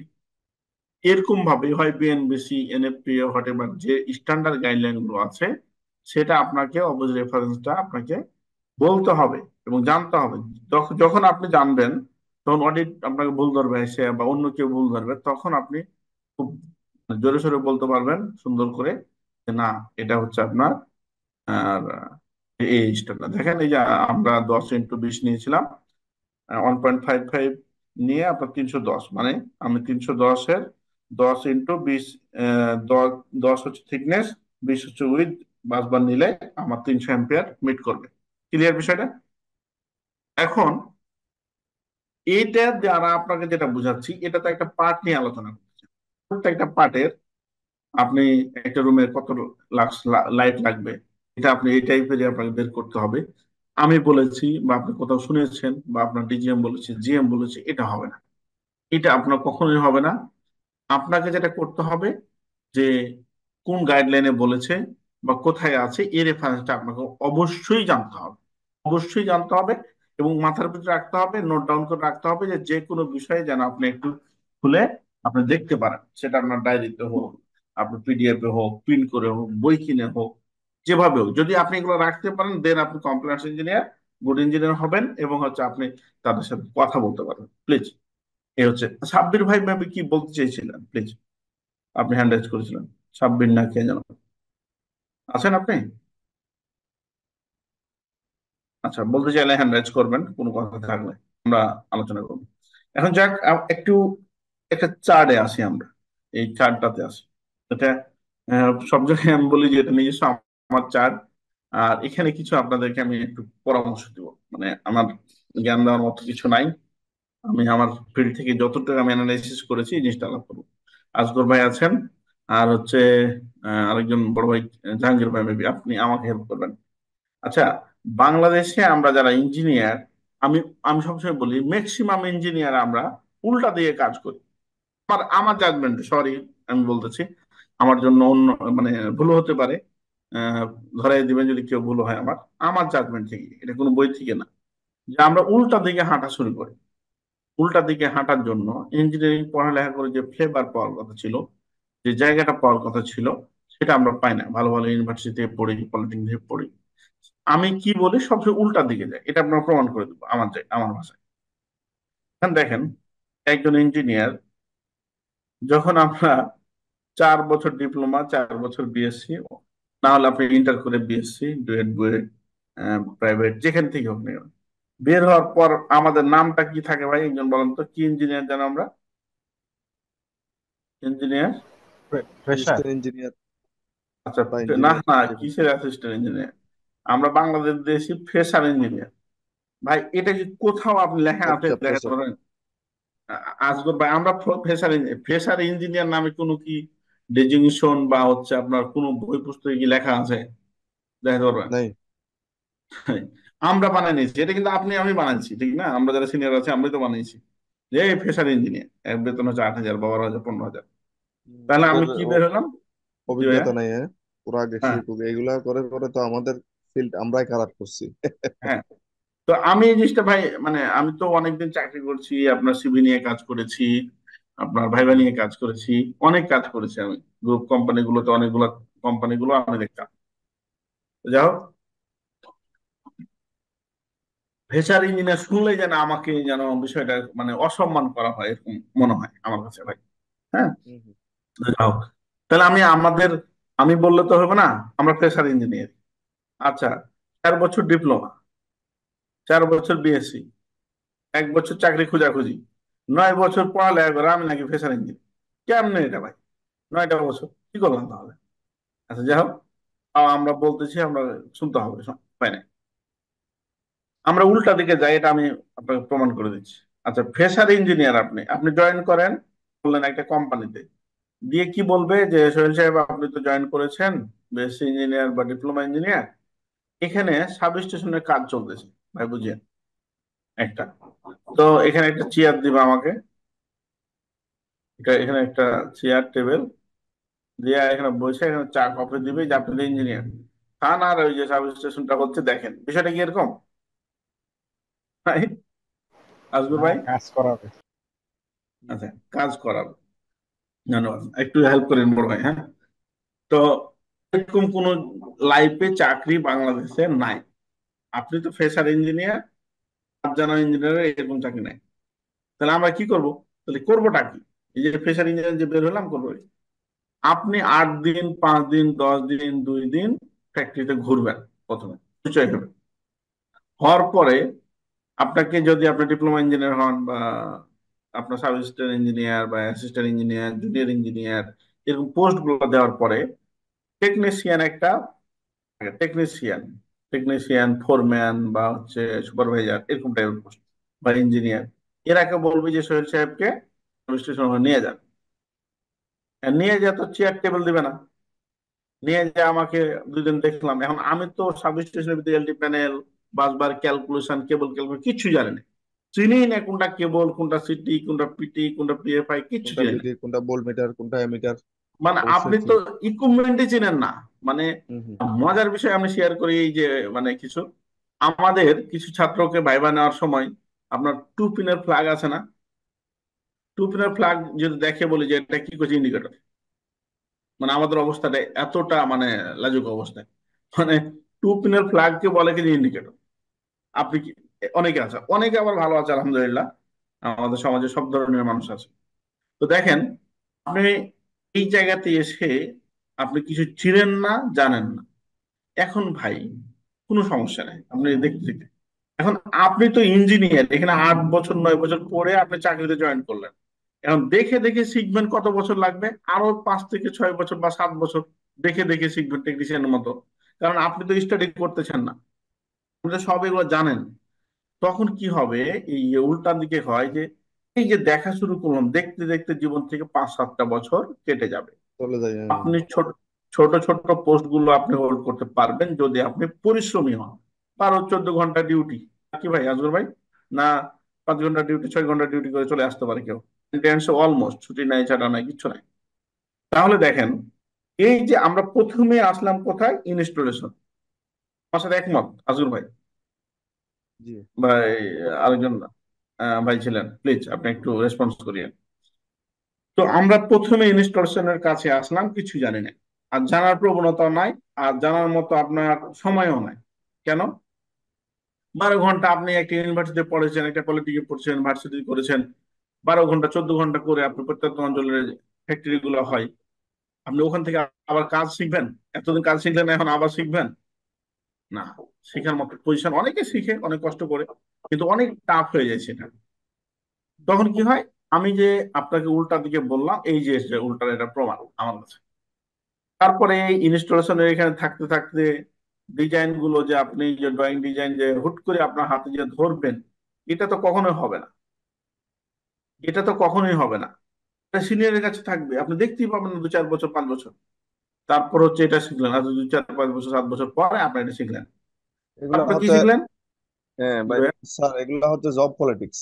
এগুলা হ্যাঁ, মানে হ্যাঁ, জব পলিটিক্স, এগুলা হচ্ছে যে সিনিয়র আছে ওর কাছে হাইড করে রাখে, হাইড করে রাখে কি ওর পারফরমেন্স গ্যাদার করে ও উপরে উঠে যাবে। ও যে নিচের থেকে আসছে ওকে কিছু ভাই শিখতে দিবে। আজগর ভাই, এটা নিয়ে আপনি কথা বলবো আমি, আপনি যদি ভুলে যাই তো একটু পয়েন্টার দিয়েন, আমি এটা আলোচনার পরে প্লিজ। আচ্ছা। তারপরে ডিজাইন দেখলাম, এই যে ভাই যেটা বললো এই পয়েন্ট আমি কথা বলবো। তারপরে 4-5 বছর 7 বছর ভিলেজ নাকি আমাদের পলিটিক্স আছে, আমরা বাংলাদেশের মানুষ, আমাদের নেচার খারাপ আছে, মেলা কারণ। তাই হুম। মেলা কারণ, আমরাই তো সব শিখাইতে চাই না। তো যাও, শিখতে চুরি চামারি করে শিখলাম। এই করতে করতে 7-8 বছর কেটে গেল, আপনার বয়স কিন্তু বাড়তেছে, আপনার রেসপন্সিবিলিটি বাড়তেছে। হুম। ডিজাইনটা হাতে পাইলেন দেখার মতো, এখন বুঝিয়ে দিবে এরকম আর লোক খুঁজে পায় না, যে জানে উনিও দিবে না। তারপর খুশি যাচ্ছে, এটি যে ডিজাইন হলো, এটা কেমনে হলো, রুলস রেগুলেশন, আরো 2-1 বছর চলে গেল, 3 বছর চলে গেল। এরকম করতে করতে এই জার্নিটা এখানে আসতে, আমি আপনি চুল দাড়ি পাকা শুরু হয়ে গেল এখানে আস্তে আস্তে। ঠিক আছে, বেতন বাড়তেছে না। তো দেখেন, আমরা উল্টা মতে চললাম কিনা, আমার সাথে এখন আপনারা যারা সবাই আছেন এটা একমত কিনা, যে উল্টা পথে চললাম? অ্যাকচুয়ালি হুম। এরকম হওয়ার কথা ছিল যে আমরা রুলস রেগুলেশন জানবো যতটুকু, তারপর হচ্ছে আমরা ডিজাইন জানবো। তারপর ইনস্টলেশনের এখানে এসে ধরেন যে একটা রুমে ধরেন লাইট হবে 4টা, এখানে একটা হবে, এখানে একটা, এখানে একটা, এই যে ড্রয়িং করে দিলাম ভাই, এটা ঠিক 1 নম্বর পারফেক্ট ড্রয়িং মনে করেন, 10 ফিট, হুম। এদিকে মনে করেন 8 ফিট একটা রুম। এটা আমি বলে দিলাম যে এটা ঠিক আছে। আচ্ছা, এটাকে যদি একটা টেকনিশিয়ানকে দিয়ে বলি যে ইনস্টল কর, উনিও পারবে, ইঞ্জিনিয়ারও পারবে, তাহলে এটার জন্য ইনস্টল করা কোনো বিষয় না, আপনার কাছে বিষয় না, ওর কাছে। হ্যাঁ, আপনি এই ড্রয়িং ডিজাইনও জানেন, ইনস্টলেশন করতেছেন, মানে গুড, মানে আপনার রুলস রেগুলেশন অনুযায়ী ডিজাইন করা আছে। আপনি এটা দেখে দেখে কোনো যদি ভুল হয় আপনি পরামর্শ দিতে পারেন বসকে, আর যদি না হয় তাহলে ধুমধাম আপনি করে ফেলতে পারবেন। তাহলে আপনি হবেন গুড ইঞ্জিনিয়ার। আপনি যে প্রথমে একটা কোম্পানিতে এসে রুলস রেগুলেশন ডিজাইন করবেন বসে বসে, বিষয়টা এরকম না। ডিজাইন গুলো ভুল ধরতে পারবেন এবং আপনি সে আলোকে খুব তাড়াতাড়ি করতে পারবেন। তাহলে এই পাশ থেকে যাওয়া মানে কথা ছিল আমাদের ইঞ্জিনিয়ারদের, না এই পাশ দিয়ে ইঞ্জিনিয়ারদের যাওয়ার কথা ছিল? দেখে দেখে তো ইন্টার পাস এসএসসি পাস একজন টেকনিশিয়ানরা আমাদের থেকে এখনো পর্যন্ত ভালো কাজ করতে পারে, এটা একমত কিনা আমরা? ইন্টার পাস, একমত। 8 পাস, ওরা ধুমসে কাজ করে ইঞ্জিনিয়ার থেকে ভালো। আমাদের দেশের তাহলে পরিবেশটাই এরকম, আমরা প্রজেক্ট ভিজিট তো আমার স্বপ্নে দেখি। আসলে প্রজেক্ট হম হম ভিজিট তো যখন ভার্সিটিতে পড়ি এটা তখন ঠিক আছে। প্রজেক্ট আর ভিজিট করা তো হুম, হুম, মুশকিলের ব্যাপার। আমরা ভার্সিটিতে হুম। অ্যাপ্লিকেশন দিয়ে প্রজেক্ট ভিজিটের অনুমতি পাইনি, এরকমও আছে। হ্যাঁ, তাহলে এখন ওই যে উল্টা পথে ভাই, আমরা তো শুনেন এখানে private university polytechnic what ever, সবাই আমরা অনেক অত্যন্ত মেধাবী, কিন্তু আমরা যে বুঝিয়ে দিবে বিষয়টা এই মানুষ নাই। ঠিক আছে, তুমি ওটা জি, পরে পরে আরো 10 বছর পরে। রাইট ভাই রাইট। স্যার এখানে আমি হ্যাঁ, একটু অ্যাড করতেছি। জি, অবশ্যই। এখানে যেমন ধরেন আমাদের যে বাংলাদেশের যে শিক্ষা ব্যবস্থা, এটা হচ্ছে ট্রেডিশনাল শিক্ষা ব্যবস্থা। যেমন ধরেন এখানে পুঁথিগত বিদ্যা পরে হস্তধর, নহে বিদ্যা নহে ধন হলে প্রয়োজন, এগুলো আমাদের বই হুম, হুম, পড়াচ্ছে। আমাদের প্র্যাকটিক্যালি যেমন ধরেন ইউনিভার্সিটি বলেন, কলেজ বলেন, আমি বাংলাদেশের মোস্ট কতগুলো টিটিসি আছে, টেকনিক্যাল ট্রেনিং সেন্টার, এগুলো মোটামুটি হাতে কলমে মানে মোটামুটি মানুষকে স্কিল করানোর জন্য কাজ দেখাই দেয়। যেমন না আমাদের হুম, হুম। ভার্সিটি গুলা, পলিটেকনিক গুলা কোন রকম এই সেমিস্টার পার করতে পারলে হচ্ছে টিচাররা কোন রকম অ্যাটেন্ডেন্স নিয়ে এরকম সাইড দেয়। তাহলে আমাদের অন্য অন্য বাইরের কান্ট্রি গুলা, আমাদের ডিপ্লোমা যারা আছে অন্য কান্ট্রিতে, অনেক স্কিল, অনেক দক্ষ, কি জন্য? কিন্তু আমরা এই দিক দিয়ে আমরা অনেক পিছিয়ে আছি আমাদের শিক্ষকতার কারণে। আমরা জাতিগতভাবে পিছিয়ে আছি। Thank you, thank you, right. আপনার রাব্বি সাহেব কিছু বলবেন? সালাম আলাইকুম ভাইয়া। মানে, জি আসলে অনেকক্ষণ তো আলোচনা করে শুনতেছিলাম যে জি জি অনেক ভাই বলুন। অনেক সম্পর্কে আসলে মন্তব্য করতেছে আর কি। আমি মনে করি আসলে এখানে আমাদেরও কিছু ফল্ট আছে। ফলটা হচ্ছে যে আমাদেরও শিক্ষার আগ্রহটা অনেকাংশে কম। যেমন ধরেন আমাদের সব জায়গায় তো অবশ্যই, সব অবশ্যই। সমস্যা থাকবেই। তো এটা ওভারকাম করাই হচ্ছে আমাদের দায়িত্বের মধ্যে পড়ে। তো সেক্ষেত্রে দেশের বা ধরেন ইনস্টিটিউট, এদের দোষ আছে, কিন্তু সেক্ষেত্রে আমাদেরও আমি মনে করি দোষ আছে, কারণ আমরাও আমাদের মতো করে তো আসলে চেষ্টা করা উচিত। এখন তো বর্তমান যুগটা হচ্ছে ডিজিটাল যুগ, যে কোনো সবকিছু হাতের নাগালে, চাইলে সবাই যে কোনো কিছু, ইচ্ছা শক্তি থাকলে যে কোনো কিছুই করা সম্ভব। এই যে আপনারা এখন ট্রেনিং এর ব্যবস্থাগুলো করতেছেন, এগুলো তো অনেক কিছু। তো সেক্ষেত্রে আসলে আমাদেরই ফল্ট আমি মনে করি আর কি। আহ, কারো আসলে মনে কষ্ট নিয়ে না কথা, Thank you. কেন জানি না, বলতে না, না, ইচ্ছা রাব্বি করলো আর ভাই, কি। আপনার সাথে পুরোপুরি আমি একমত। আর যিনি ভাই কথা বলেছে উনিও একমত। কারণ হচ্ছে কি রাব্বি ভাই, বিষয়টা হচ্ছে আমরা না, উনি যেটা বলতে চাচ্ছে যে আপনি বলেছেন আমাদের মতো প্রতিষ্ঠান বা অসংখ্য প্রতিষ্ঠান বা ইউটিউব, বিষয়টা হচ্ছে যে আপনি আমি তো একটা লেভেলে যে বাংলাদেশের যেটা আমাদের নেচার, যেটা আমাদের হয়ে যাচ্ছে, ঠেকে ঠেকে শেখার প্রবণতা। আপনি আমি যদি আরো আগে বুঝে ফেলতাম তাহলে আরো এগিয়ে থাকতাম। হ্যাঁ, তো আপনি যেটা বলতেছেন অবশ্যই এটা আমি মানে মানে লাইক করি। আর এটা যে হচ্ছে না বিষয়টা এরকম না, তাহলে আপনি আমি কিভাবে এ বয়সে এত কিছু করেছি বলেন। ঠিক আছে, এই জন্যই আমি আবারও আপনাদেরকে একটা জিনিস বলতে চাই, এই কোর্স গুলো, এই RSC accord installation design, RSC accord নিয়ে আমার মনে হয় যে বাংলাদেশি ইন্ডাস্ট্রি লেভেলে, নট 10 তলা 12 তলা বিল্ডিং, ঠিক আছে, আমার মনে হয় যে এটা হচ্ছে আপনার 18তম ব্যাচ চলবে আমার। আমি অনেক সিনিয়র পার্সন, ডুয়েট বুয়েট মানে অসংখ্য, আমি এটা সেজন্য আমরা পার্টিসিপেন্ট বলি এই আলোচনাটাকে ব্রাদার। আমার একটা আকাঙ্ক্ষার জায়গা ছিল কি, আমার বসকে বলেছিলাম আমি যখন এই কোর্সটা লঞ্চ করি, যে এটা কি কোর্স, এটা তো বাংলাদেশে কোথাও নাই। উনি সার্চ করে আমাদের ইঞ্জিনিয়ার ইমরুল কাশ পড়াল স্যার। তো আমি বলছিলাম যে স্যার আসলে কি, আমি যেহেতু অনেকদিন চাকরি করেছি, এই কোর্সটা যদি শুধু মানে কোর্স করে যে শিখতে হবে বিষয়টা এরকম না। এটি যদি জানতে পারে একটা ফ্যাক্টরি, তো উনি বুক ফুলাইয়া বলতে পারবে আমি ইলেকট্রিক্যাল ইঞ্জিনিয়ার, আমি পারি, আমি পারবো। এই জিনিসটা আমি আলোচনা করবো আজকে। তো থ্যাংক ইউ আপনাদেরকে সহযোগিতা করার জন্য আমাকে। তো আমাদের এটা হচ্ছে, ইঞ্জিনিয়ার যারা আছে, আমাদের সেটাই একটা মনোভাব তৈরি করতে হবে, more you learn more you earn. আমরা যতটুকু শিখবো ততটুকু আর্ন করতে পারবো। আর হচ্ছে রাইট। আমি ইঞ্জিনিয়ার, আমি আশা করার পূর্বে যোগ্য হইতে হবে। Decide before decide. আমি আশা করার পূর্বে অবশ্যই যোগ্য হয়ে আমি ফিল্ডে যাব। এই ধরনের আমাদের মেন্টালিটি থাকলে আমরা ইনশাল্লাহ যে কোনো জায়গায় আমরা দাফে দাফে স্টেপ আমরা আগে আগে যেতে পারবো। আজগর ভাই থ্যাংক ইউ। আর হচ্ছে রাব্বি ভাইকে আমি বলি, আমি ভাই একটা জিনিস পরামর্শ দিই, আপনারা সিনিয়র পার্সন আছেন, আমাকে যদি একটু ধরাই দিয়েন, আমি বলি যে একটা লেভেল, ইলেকট্রিক্যাল লেভেল, জি জি ইলেকট্রিক্যাল ইঞ্জিনিয়ার হিসাবে খালি সবাই কি অটোমেশন শিখবো, অটোমেশন শিখবো। বাংলাদেশে আমাদেরও আমরাও অটোমেশন শিখাই। দেখবেন যে হ্যাঁ হ্যাঁ। প্রতিষ্ঠান কিছু আছে ভিএফডি পিএলসি শিখো, খালি ভিএফডি পিএলসি আর বিএফডি অটোমেশন শিখো। পিএলসি, হ্যাঁ হ্যাঁ, আমি অটোমেশন। এটার সাথে ডিরেক্ট, আমরাও এখানে অটোমেশন, আমাদের ল্যাব আছে, আমরা কাজ শিখাই, ঠিক আছে। ঠিক আছে, এখানে সেটাও আমাদের শিখতে হবে। একটা সেটাও কোর্স জানতে ফি হবে। আছে, আপনার কোর্স ফি মানে 35,000 টাকা আমার আমার এখানে। আমার ওই অনলাইন অফলাইন মিলে প্রায় 200+ স্টুডেন্ট, মানে এই অটোমেশনের। তো আমি বলতেছি এটা প্রফেশনালি, নট ইন্ডাস্ট্রিয়াল ট্রেনিং। তো বিষয়টা হচ্ছে ভাই, আমি প্রথমে যদি জুনিয়র আসে আমার কাছে, আমি বলছি যে ভাই আপনি কি আমার কাছে পরামর্শ নেবেন, না আপনি জানেন যে আপনি এটা শিখতে এসেছেন। আমি বলি কেমন হচ্ছে দেখেন বিষয়টা। তো বলছি যে না স্যার আপনি বলেন বা ভাই বলেন। বলছে আমার কাছে যদি আপনি শিখতে আসেন, যদি আপনাকে আমি অটোমেশন একটা কোর্সে ভর্তি করতে পারি, তাহলে 16,000, 20,000, 35,000 পাবো। আর ইলেকট্রিক্যাল ডিজাইন বা হচ্ছে ক্যালকুলেশনের যে আছে, ওটাতে 5,000, 7,500 টাকা কোর্স ফি, আমরা 5,000 টাকা রাখি প্রথম 10 জন। আপনি এই কোর্সটা করলে বেশি বেনিফিট হবেন। তো আমাকে একজন আমার অফিসের বলতেছে, স্যার উনি এসে অটোমেশন ভর্তিতে আপনি বললেন এটা। আমি যে ভাই, ও তো অটোমেশন শিখতে এসে না বুঝে, ও পিএলসি ভিএফডি দোকান লাড়াচাড়া করে ও চাকরিই পাচ্ছে না বাংলাদেশে। আর তো পিএলসি অটোমেশনে যদি আগেই মনে করেন প্রোগ্রামার হয়ে যায়, পিএলসি প্রোগ্রামার, তো ওর কোনো জায়গায় চাকরি হবে না। কারণ যখন ওকে বলবে যে তো কেবল ভালো পরামর্শ ক্যালকুলেশন কি, দেওয়াটা আপনার আপনার হ্যাঁ উচিত ছিল, আমার যে মনে আপনি হয় ভালো আর কি। পরামর্শ আমি দিচ্ছেন। হ্যাঁ, বলছি যে বেসমেন্টটাকে, সবাইকে আমি বলি বেসমেন্টটাকে স্ট্রং করো, সাথে সাথে 2-3টা শিখো, যা আছে তাই শিখো ভাই, কোনো সমস্যা নেই। কিন্তু ফার্স্ট অফ অল বেসমেন্টটাকে স্ট্রং করতে হবে। তুমি পিএলসি শিখো, স্কাডা শিখো, গুড, তুমি মেশিন বানাও, কোনো সমস্যা নাই আমার। কিন্তু ভাই, বেসমেন্টটা না শিখেও দৌড়াদৌড়ি করো না, আমার একটু পরামর্শ যদি এটা দিয়ে থাকি। একটু যদি অ্যাড করতাম, এখানে তো আসলে অনেকে আছে। আমার একটু অভিজ্ঞতাটা একটু শেয়ার করতাম আর কি, যে অনেকের হয়তো জি উপকার হতে অবশ্যই পারে। অবশ্যই ভাই ভাই ভাই, সিভিলে যদি এটার আমরা জন্যই আমরা বিল্ডিং আসি। করি, তাহলে আমাদের আম- আমি হচ্ছে দুই বিল্ডিং হাজার এর পনেরো সালে বিএসসি কমপ্লিট করছি, বুঝছেন ভাইয়া। জি ভাই। এরপরে আমি ডাবল মাস্টার্স করছি।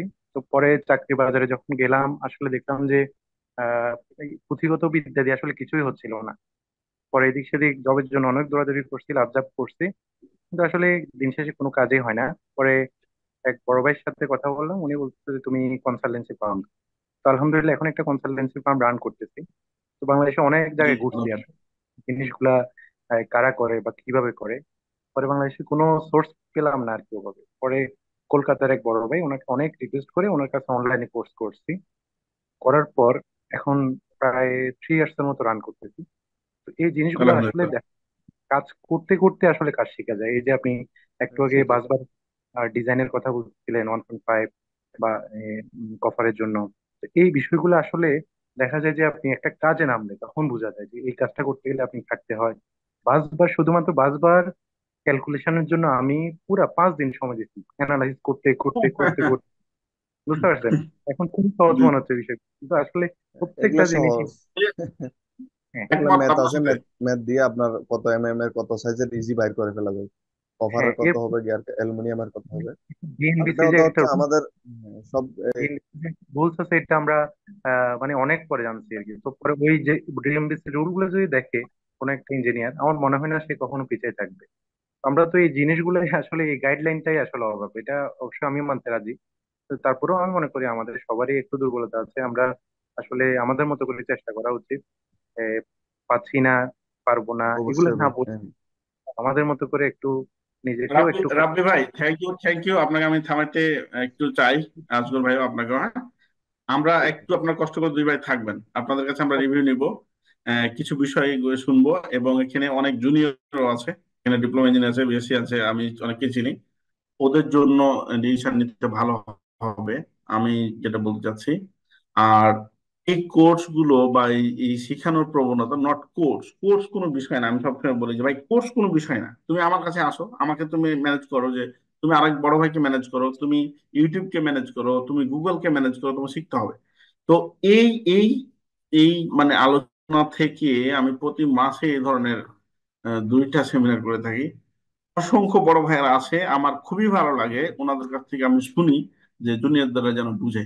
তো থ্যাংক ইউ ভেরি মাচ, আমরা একটু আলোচনাতে যাই, এখানে অনেক আলোচনা আছে, শর্ট শর্ট করে যাই, অনেক সময় কেটে গেছে। আর আপনারা দুই ভাই প্লিজ একটু থাকবেন আমার সাথে। তো বিষয়টা হচ্ছে, দেখেন আমরা যে আলোচনা করতে যাচ্ছিলাম যে আজকে যেটা শিখেছি আমরা কি, যে আমি উল্টা দিকে যাচ্ছি, উল্টা দিকে যেতে হবে, কোনো উপায় নাই, এদিকে আপনি যেতে হবে, বাট দিক থেকে আমাকে কাজ শেখার অব্যাহত রাখতে হবে। যেমন আমাদের রাব্বি ভাই বললো বিষয়টা, যে আপনি এদিক থেকে যান, আপনি বসে থাকেন করেন, কিন্তু ইলেকট্রিক্যাল ইঞ্জিনিয়ার হিসাবে যে গাইডলাইন গুলো আছে কোথায় পাওয়া যাবে, আজকে এই সেমিনার থেকে আপনি পেয়ে যাবেন। এবং অনেকে সিনিয়র পার্সন আছে আপনাদেরকে হেল্প করবে, ঠিক আছে। যে আমি সবসময় বলে থাকি যে কমিউনিকেশন, চাকরি দেন চাকরি দেন, শুধু আমার কাছে চাকরি চাইতে হবে না। এই যে রাব্বি ভাই আছে, আজগর ভাই আছে, আরো অনেক ভাই আছে এখানে চুপ করে বসে আছে, ঠিক আছে, যে অনেক ভালো ভালো পোস্টে চাকরি করে। যারা জুনিয়র আছো, যে ভাই আমি এটা জানি বা স্যার এটা জানি, আমাকে চাকরি দেন, আমার উপরে বেশি চাপ না দিয়ে ওদের ভাইদেরকে উপরে চাপ দিতে হবে, এটা তোমাদের একটা ভালো একটা বুদ্ধি আমি শিখাই দিলাম আর কি। তো যাই হোক, আমি এখন আলোচনায় আসি, আমরা বাসবার নিয়ে একটু আলোচনা করেছি। এখন দেখেন যে ফিজিক্যালি একটা কি দেখবেন, আপনি একটা ইঞ্জিনিয়ার, যদি আপনাকে বলি যে এই যে সাবস্টেশন এটা, এটা হচ্ছে ডিভি একটা, তো কি দেখবেন? দেখবেন প্রথমে দেখবেন আউটলুকিং গুড, গুড আউটলুক, এখানে ভেঙে আছে, এটা নষ্ট, এটা নষ্ট, এটা নষ্ট, চলবে না এগুলা, ফেলে দেন এগুলা, এগুলা ডিরেক্ট আপনি নোট নিবেন যে এগুলো চলবে না। এটা হাত দিচ্ছেন, এই নখটা বেরিয়ে চলে আসতেছে, এটা ফুটা, এই লকটা ভালো না, এগুলো দেখবেন। তারপর হচ্ছে সাফিসিয়েন্ট জায়গা আছে কিনা, টিভি বা এলটি প্যানেলের পাশে সাফিসিয়েন্ট জায়গা আছে কিনা, অলমোস্ট সর্বনিম্ন আপনার 1 মিটার রাখতে হবে, আর বেশি রাখতে পারলে ভালো, কম রাখা যাবে না। তারপরে আপনি এখন আসবেন যে ভিতরে আসেন, এখানে একটা কি থাকবে, ম্যাট থাকতে হবে, এখানে ডোর আর্থিং থাকতে হবে, এখানে আপনার এই সাব স্টেশনের মধ্যে আপনার সাফিসিয়েন্ট 120 মতো আর কি আপনার লাক্স লুমেন্স আলো থাকতে হবে, এই রুমটা গরম হচ্ছে কিনা, আপনার তাপমাত্রাগুলো দেখতে হবে। এগুলো হচ্ছে আপনার ফিজিক্যালি আপনি মানে দাঁড়াইলে যে বোঝা যায়। আর কিছু বিষয় আছে ভিতরে, যে এই যে বাসবার ক্যালকুলেশন, কেবল ক্যালকুলেশন, ড্রেসিং, আপনার হচ্ছে ওই ই লুপিং সিস্টেম গুলো, আপনার কেবল যে আপনার ড্রেসিং করেছেন সেগুলো 90 ডিগ্রি না হয়, এই বিষয়গুলো আপনি দেখবেন। এখানে বেকার ঠিক আছে কিনা, বেকার সিকোয়েন্স গুলো ঠিক আছে না, কালার কোড ঠিক আছে কিনা, আহ, আপনার এখানে আপনি ফেজ সেপারেটর দিয়েছেন, অনেক বিষয়, টেকনিক্যালি বিষয় আছে, এই বিষয়গুলোর ভিতরে দেখতে হবে আপনাকে। এই এই ডিবিটা বা ওই যে বললাম যে 300 অ্যাম্পিয়ার বা 500 অ্যাম্পিয়ার লোড এটা দেওয়া আছে, এটার জন্য এটা পারফেক্ট কিনা, বাস বার গুলো গরম হচ্ছে কিনা, এগুলো দেখতে হবে, গেল। তারপরে এখানে দিয়ে বলে দিচ্ছি main breaker capacity, main input, neutral, earthing, main busbar cable, main link cable বা বাসবার কেবল সিলেকশন, এটা জাস্ট কিছু আপনাদের এক্সাম্পল দিয়েছি, এটা এই জিনিসগুলো বলে দিলাম। আর এই জিনিসটা দেখেন একটা, যে আমরা এইচটি সাইডে আমাদের একটা কেবল, এলটি সাইডে আমাদের দুইটা কেবল, কারণ কি এই সাইডে ভোল্টেজ হাই, এই পাশে হচ্ছে কারেন্ট কম থাকে, আর এটা হচ্ছে কারেন্ট বেশি, সেই জন্য এটা, এইগুলো আমি শর্ট করতেছি, অনেক আলোচনা আছে আমাদের এই কোর্স গুলো নিয়ে, একদম কেবল নিয়ে আলোচনা আছে বা নিয়ে আলোচনা আছে, জাস্ট একটু ধারণা দেওয়ার জন্য। এই দুইটা কেবল একই টাইপের হতে হবে, একই আরামের হতে হবে, এগুলো হচ্ছে আপনার নিয়ম। যাও শর্ট করতেছি। তারপর হচ্ছে আপনার বডিতে দুইটা আর এখানে আমার আর্থিং, একটা কোশ্চেন নিউট্রালে ছিল। একটা দিতে হবে। হ্যালো, জি ভাইয়া, জি ভাইয়া, এখানে আমার এখানে একটা কোশ্চেন ভাইয়া। ছিল। আমরা যে এইচটি কেবলটা নামাই, তো প্রথমে তো এইচটি প্যানেলে আসে, যেটা আমার পিডিবি অথবা ডেস্ক ওরা যেটা প্রোভাইড করে, ওই এইচটি মিটারটা আর্থিং হুম, করার ক্ষেত্রে আমরা কি মানের কেবল ইউজ করবো, এটা যদি একটু বলে দিতেন। এটা এটা এটা তো আপনাকে আপনার ক্যালকুলেশন করতে হবে ভাইয়া, না, যে আপনার আমি ক্যালকুলেশন। যখন এইচটি লাইনটা ইউজ করি, আমি তো এইচটি লাইনে ওই জাস্ট প্যানেলটা ইয়ে করার জন্য কত আর এম এর তার ইউজ করবো, এটা কিভাবে ফর্মুলাটা? প্যানেলটা আপনার কত, কত অ্যাম্পিয়ারের, ফেজ ইউজ করতেছেন, তার 50% দিয়ে আপনাকে এটা একটা পিট করতে হবে, পিটের সাথে আপনাকে আর্থিং করতে হবে, কেমন? ওই এইচটি, হ্যাঁ, এইচটি সাইডের ওই প্যানেলটাও। জি, আমি তাহলে বলে দিই, এইচটি চ্যানেলে একটা একটা আর্থিং করতে হবে, এলটির জন্য যদি বড় হয় তাহলে হচ্ছে আপনার একটা, না ছোট হলে একটা, না হলে দুইটা, ট্রান্সফরমার হচ্ছে আপনার তিনটা, ঠিক আছে, বিসিবিতে একটা, এইচটি পর্যন্ত বিসিবিতে একটা, এলবিএস হলে এলবিএস এ একটা, এরকম হবে আর কি, সাজাতে হবে। ঠিক আছে, কেবল কেবল কত নেবেন এটা হচ্ছে আপনার ফেজ, ফে- ফেজের উপর ক্যালকুলেশন উপর ডিপেন্ড করে, কেমন?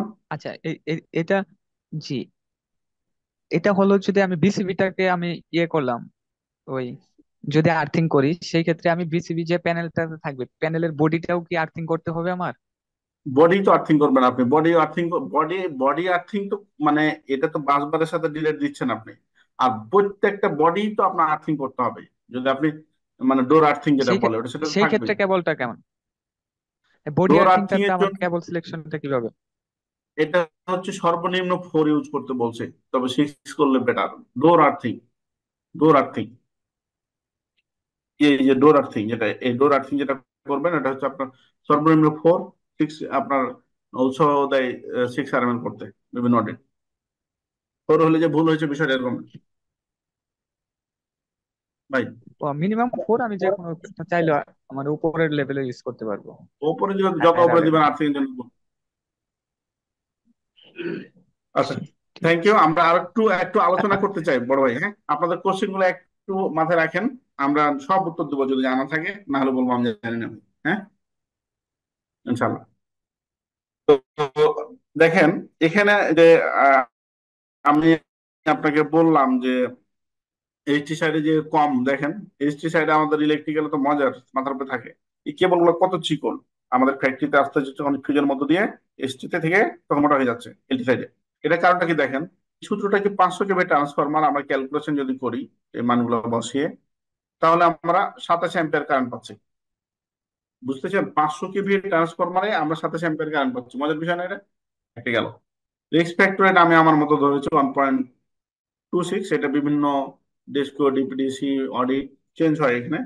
তো ধরেন যে এটাই রাইট আমার জন্য এখন 33 অ্যাম্পিয়ার। 33 অ্যাম্পিয়ারের জন্য আমি 30 অ্যাম্পিয়ারের বেকার নাকি ফিউজ লাগাতে পারবো না। আমাকে 40 মানে যে ক্যালকুলেশন করে যে মানটা হবে তার থেকে কম নিতে পারবেন না, তার থেকে এক ধাপ প্রয়োজনের উপরে যেতে হবে। আবার 50 নিলেও কিন্তু এটা ভালো না, 40 নিতে হবে আপনাকে। তাহলে দেখেন এখান থেকে আমরা পেলাম 500 কেভি ট্রান্সফরমারে অনলি ফর আপনার 27 অ্যাম্পিয়ার কারেন্ট নেয়। আর সেফটি ফ্যাক্টর দিয়ে আমার 33 অ্যাম্পিয়ার কারেন্ট নিল। অনেক বুঝতেছেন না বিষয়টা এইচডি সাইডে।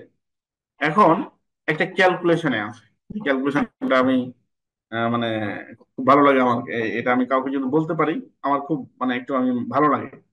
যে দেখেন, লোড ক্যালকুলেশন বা হচ্ছে আপনার ভাইবা কোশ্চেন কি হয়, আমরা যে ইউজ পয়েন্টে যে আপনার ইউজ পয়েন্টে যেটা থাকে ওয়াট আর কিলোওয়াট, হ্যাঁ এটাই তো নাকি, ওয়াট আর কিলোওয়াট। এখন ওয়াট আর কিলোওয়াট, মোটর কত ওয়াট, মোটর মোটর নাকি মোটর কত কিলোওয়াট, কত ওয়াট, এই লাইটটা কত ওয়াট, এরকম টাইপের প্রশ্ন থাকে। আর আপনার এটাকে আবার এখানে কেবল ক্যালকুলেশন ব্রেকার ক্যালকুলেশন করতে হয় কারেন্ট কারেন্ট নিয়ে। তো এখন আপনার ধরেন এখানে 25 ওয়াট কিলোওয়াট দেওয়া আছে, 45 অ্যাম্পিয়ার। তো 45 অ্যাম্পিয়ার, তখন 45 অ্যাম্পিয়ার কেবল দিলাম, তারপর হচ্ছে আপনার এটাকে সার্কিট ব্রেকার দিলাম, তারপর আবার কেবল দিলাম বা বাসবার দিলাম। তাহলে আমার কাছে ইম্পর্টেন্ট ইস্যু হয়ে দাঁড়িয়েছে যে আমার কিলোওয়াট বা যাই থাকুক না কেন কিলোওয়াট বা ওয়াট থাকবে ইউজার পয়েন্টে, সো আমাকে এখান থেকে কারেন্ট বের করতে হবে। তো আমরা কিভাবে করব?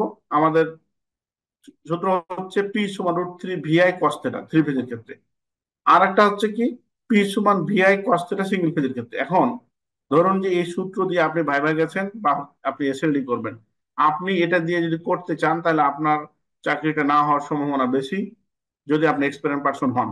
আর যদি ফ্রেশার হন তাহলে হবে, যদি আমি ফ্রেশার বলা শুরু করেছি আবার। তো যাই হোক, এখান থেকে যেটা আমাকে শিখতে হবে, আপনাকে শর্টকাট কিছু পদ্ধতি অবলম্বন করতে হবে। দেখেন, short method current calculation of three phase. কিলোওয়াটের সাথে আপনি 1.8 গুণ দিলেই আপনার যে অ্যাম্পিয়ারটা বের হবে এটা থ্রি ফেজের। মানে কি, কিলোওয়াট এর সাথে 1.8 যদি আমি গুণ দিই, এখানে যে মানটাই দিবেন, যদি 25 হয় 25, 20 হলে 20, তাহলে ওটা থ্রি ফেজের কারেন্ট। আর সিঙ্গেল ফেজের ক্ষেত্রে কিলোওয়াটের সাথে যদি আমি 5.68 যদি আমি গুণ দিই, তাহলে আমি এটা পাবো সিঙ্গেল ফেজের ক্ষেত্রে। এটা হচ্ছে আপনার একটা বিষয়। এখন এটা আপনি কিভাবে আপনি শিখবেন, আমি ক্যালকুলেশনটা অনেকে হয়তো জানা আছে এই বিষয়টা, আমি একটু হেল্প করতে চাই আপনাদেরকে এটা জানার। এটা আপনার একদম হুবাহুব আমি তো আলোচনা করবোই এখানে। এই যে আপনার এই ভিডিওটাতে আমার একদম মানে অনেক আগের বানানো ছিল, মন চাই একবার হোয়াটসঅ্যাপে নাকি ইউটিউবে দিয়ে দিয়েছিলাম। হ্যাঁ, তো এখানে একদম মানে হুবাহুব আছে, এই জিনিসটা একটু দেখবেন। এটা এটা আমারই করা। এটা আপনি পারলে একবার অবসর টাইমে, যখন ভুলে যাবেন কেউ যে হয়তো এই সেমিনারের পরে এই সেমিনারের ভিডিওটা নিয়ে করবেন না, কিন্তু ইউটিউব তো থাকবে, এটা আপনি একটু দেখবেন প্লিজ। ঠিক আছে, বা আজকে দেখতে পারেন। আর আমি আলোচনা করতেছি কিভাবে বের করতে হবে।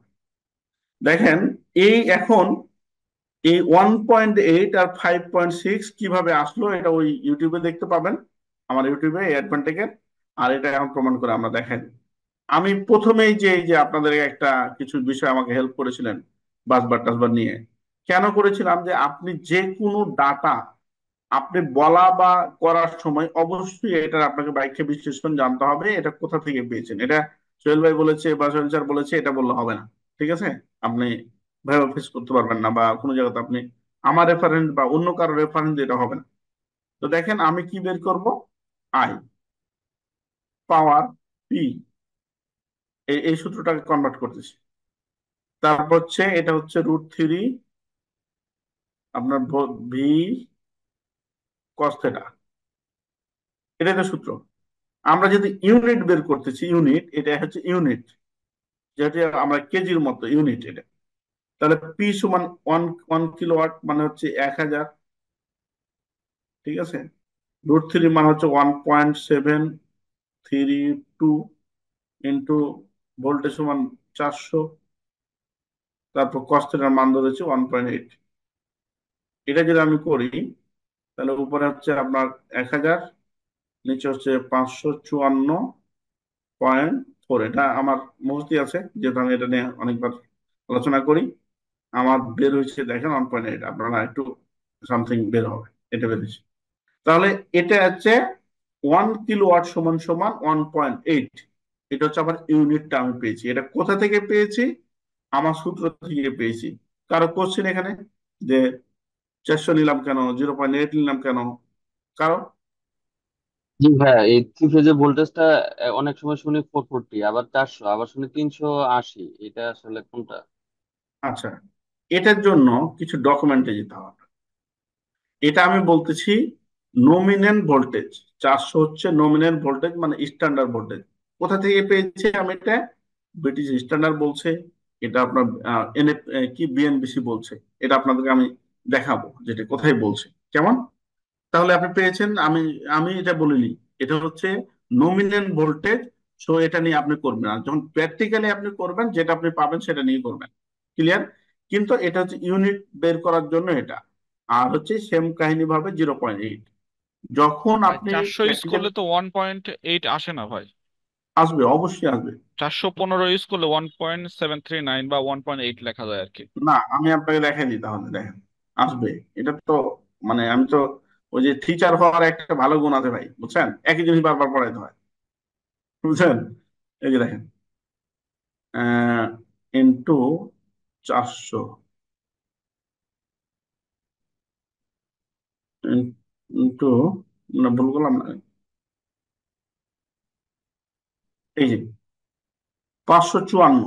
এখন 1000কে যদি আমি 554 দিয়ে ভাগ দিই, সরি ভাই, হ্যাঁ আসে আসে ভাই, আসে।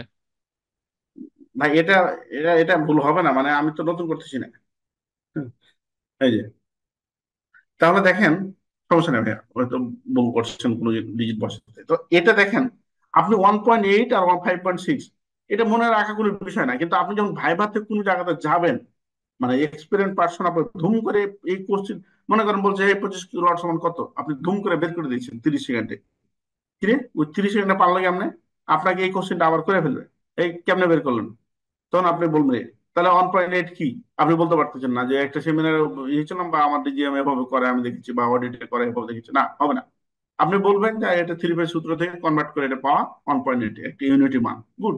আপনাকে চাকরি, আপনাকে আজকে সেমিনার থেকে আমি কি বলবো, আমি যদি কয়েকটা আমার স্টুডেন্টের যদি রিভিউ আপনাকে দেখাতে পারতাম এই যে এগুলোর জন্য, আর সিভিক ক্লাসের জন্য, ঠিক আছে, আপনি বলবেন যে না ভাই, আপনি মানুষকে মানে আমার জন্য অনেকে দোয়া করে এর জন্য। এমনও মানুষ আছে চাকরি হচ্ছে না, এসিবি নিয়ে কালকে কালকে থেকে 3 জন বলছে, আর আমার 4টা চাকরি হয়েছে 2 মাসে, আরেকজন বলছে 3টা হয়েছে, আবার বলছে মানে খুবই ভালো লাগে এই কথাগুলো শুনতে আমার।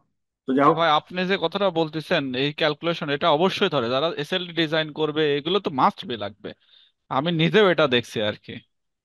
ভাইয়া মানে আমি এখন রিসেন্ট একটা ধরেন জবে যে অ্যাড করে আপনার, হয়েছি তো, এই জন্য বললাম আর কি। হ্যাঁ হ্যাঁ, ভাইয়া মনে করেন আপনি যে আমাদের রাব্বি ভাই কোম্পানি দিয়েছে, মনে করেন একজন ইঞ্জিনিয়ার নিবে, ও যদি শর্টকাট কিছু বলতে পারে ওকে বুকে টেনে নিবে আগে, যে তুমি কত নিবা, যে 15,000, তোর বেটা 20 দিবো আয়। ঠিক আছে? কারণ এসএলডি করা বা ক্যালকুলেশন করা শর্টকাট মেথড দিয়ে পারা ইঞ্জিনিয়ার মিড লেভেলের, মানে এটা পাওয়া অনেক ছোটা। আমি দেখেছি যেহেতু আমরা এখানে কাজ করি। হ্যাঁ, তো দেখেন এখন সিঙ্গেল ফেজের ক্ষেত্রে কি আমরা √3 বাদ ভি ভি নিলাম, তারপর হচ্ছে কস থিটা, আড়াই তো দিয়ে পার করে দিচ্ছি। তো সেম 1000, তারপর হচ্ছে আপনার ভি এর মান 220, আর হচ্ছে কস থিটার মান 8। এটা একটু করেন একজন, তাহলে একটু ভালো হবে। কত হচ্ছে? 176। দেখেন এটা হচ্ছে আপনার 1.68 এটা। তো এখন দেখেন এই 220, আপনাকে কিন্তু যেমন আমি অনেককে পেঁচাইতে পারি, মানে সিনিয়র পার্সনকে, যে 220 নিলেন কেন। তো অনেকে বলতে পারতো, অনেকে বলতো ছাড়ে নাই। তো এটা হচ্ছে নমিনাল ভোল্টেজ। তাহলে আপনারা পেয়েছেন, এটা ক্যালকুলেশন করেছেন, কেউ আসতে চাই না? একটু করেন প্লিজ। আপনাদের হাতটা ক্লিয়ার হবে আর কি, মনে রাখবেন। স্যার একটা প্রশ্ন ছিল। জি ভাইয়া, অবশ্যই। স্যার এই যে সিঙ্গেল ফেজের ক্ষেত্রে যে কোনো সময় কি পাওয়ার ফ্যাক্টরটা কাউন্ট করা লাগবে, যে 0.8 যেটা আমরা যে পয়েন্ট থ্রি ফেজের ক্ষেত্রে পাওয়ার ফ্যাক্টরটা কাউন্ট করা হয়, সেক্ষেত্রে সিঙ্গেল ফেজের ক্ষেত্রে কি সব সময় সেটা বাসা বাড়ি হোক বা ফ্যাক্টরি লেভেলে হোক পাওয়ার ফ্যাক্টরটাকে কাউন্ট করা লাগবে সিঙ্গেল ফেজে? হ্যাঁ, পাওয়ার ফ্যাক্টরটা এই জন্য লাগবে। আমরা যে আপনি কোন লোডে ব্যবহার করবেন ডিভিতে, এটা তো calculation not only for one one load নিয়ে কথা বলিনি আমরা। আমরা ডিভি নিয়ে কথা বলতেছি, আমরা এলটি প্যানেল নিয়ে কথা বলছি। সো ওখানে থ্রি ফেজ হোক আর সিঙ্গেল ফেজ হোক, আপনাকে পাওয়ার ফ্যাক্টর নিয়ে কাজ করতে হবে। কেমন? সেক্ষেত্রে বাসা বাড়ির যদি ক্যালকুলেশন করা হয়, বাসা বাড়িতে তো সব ধরনের লোড ইউজ করা হয়, রেজিস্টিভ ইন্ডাকটিভ সব হ্যাঁ, ধরনের মিক্স থাকে। তো সেক্ষেত্রে ওইটা ক্যালকুলেশন করলে কি ওই জায়গায় পাওয়ার ফ্যাক্টর কাউন্ট করা লাগবে? অবশ্যই আপনি থ্রি থ্রি ফেজ যখন যেখানে ইউজ করবেন সেখানে তো থ্রি ফেজের ওখানে তো সিঙ্গেল ফেজই থাকবে, অবশ্যই করতে হবে। আপনি মোটর তো সিঙ্গেল ফেজে তো আপনার পাওয়ার ফ্যাক্টর তো প্রবলেম করে। আপনি যে একটা বাসা বাড়িতে মোটর চালাবেন, ঠিক আছে, গিজার চালাবেন, সেগুলো পাওয়ার ফ্যাক্টর জড়িত থাকবে না। পাওয়ার ফ্যাক্টর ল্যাগিং করে কি ইন্ডাকটিভ লোড, কয়েল জাতীয়, মানে কি কয়েল জাতীয় যেগুলো হেভি কয়েল সেগুলো। হ্যাঁ, ক্লিয়ার? হ্যাঁ। জি, জি, সেক্ষেত্রে তাহলে সব ক্ষেত্রেই আমরা পাওয়ার ফ্যাক্টর গুলা কাউন্ট এখন যদি করবো? আপনাকে উল্টা কোশ্চেন করি ইয়াসিন ভাই, যে জি। পিএফআই ডেভেলপ করবেন কিভাবে, কত পার্সেন্ট ট্রান্সফরমারের পিএফআই জানেন? না স্যার। এটা 60% করা হয়, 60%, কিন্তু 60%. হ্যাঁ, কিন্তু কিন্তু বলছিলেন ভাই, উত্তরটা দেন আপনার কিন্তু। আচ্ছা, এটা এটা উত্তর হলো আমাদের ইন্ডাস্ট্রিতে 60% ধরে করা হয়, কিন্তু সেই ক্ষেত্রে যদি আমাদের ইন্ডাকটিভ লোডটা অনেক পরিমাণে বেশি হয়, সেই ক্ষেত্রে আমাদের ওই ইন্ডাকটিভ লোডের পরিমাণ হিসাব করে কি পরিমাণ ক্যাপাসিটর লাগবে ওই হিসাব করে একটা স্ট্যান্ডার্ড যেটা আসে ওই হিসেবে করতে হবে। কিন্তু আমরা নর্মালি যেহেতু সাব স্টেশন মানে করা হয় পাওয়ার ফ্যাক্টর 80% ধরে করলে, আর পিএফআই টা 60% ধরলে ঠিক আছে।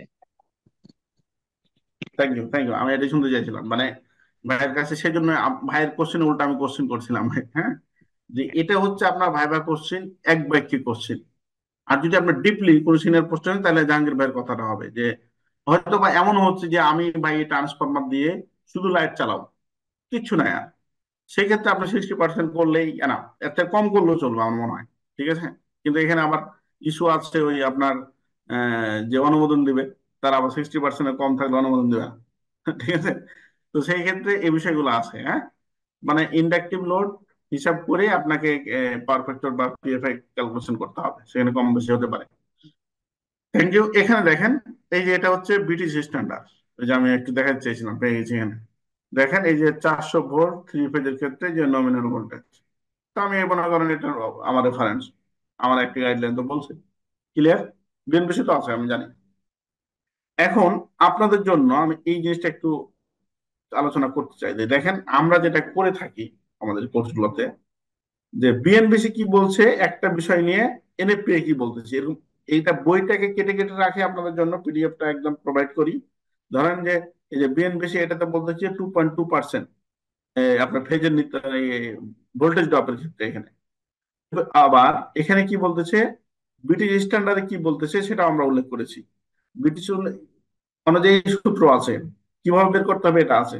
বাসবার, এইচটি প্যানেল, সকল কেবল এবং হচ্ছে বিষয়গুলো, যেটা আপনার কম্পারিজম বলে, যে আমাদের তো তিনটে চারটা গাইডলাইনে কাজ করতে হয়, এনএফপিএ, বিএনবিসি, আইসি, এগুলো নিয়ে প্রত্যেককে বহু চার্ট করে কম্পারিজম ভাবে সাজানো আছে, যেন আপনি এই মনে করেন এই যে 14টা পাতা পড়ে মোটামুটি অনেক কিছু আপনি একটা করতে পারেন।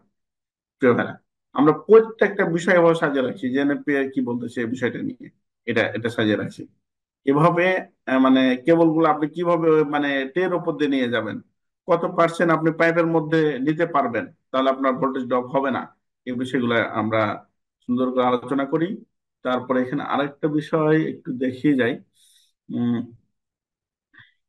substation, মানে হিউজ পরিমাণ ডকুমেন্টস আমরা জব করার ক্ষেত্রে বা এগুলো নিয়ে কাজ করার ক্ষেত্রে, দেখেন এই যে বিএনবিসি বইটা তো বিশাল বড়। এখানে 143 পেজ আছে, 143 পেজ পড়লে এটা হচ্ছে কি 154 পেজ, 154 পেজ যদি আপনি দেখেন তাহলে আপনি ইলেকট্রিক্যাল পার্ট আপনি মোটামুটি কোথায় কি আছে বলতে পারবেন। এলপিএস থেকে শুরু করে লাইট লুমেন্স থেকে শুরু করে সব অ্যাসেসমেন্ট গুলো আপনি করতে পারবেন। তো এটা কোনো বিষয়, এটা যখন বড় বড় ধরি আমরা আমরা মানে হারাই ফেলি। তারপরে আরেকটা আছে কেবল সিলেকশন, কেবল সিলেকশনটা তো দেখালাম।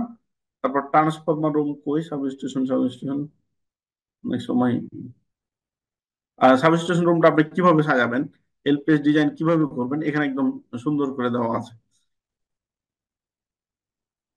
এই সাবস্টেশন, এই যে আমি এই যে সাবস্টেশনের ভিতরে আপনার গ্লোবাল সিস্টেমটা কিভাবে হবে, তারপর হচ্ছে সাবস্টেশন রুমের চারিদিকে আপনি স্ট্যান্ডার্ড কত মিটার বা কত ফিট আপনি রাখবেন।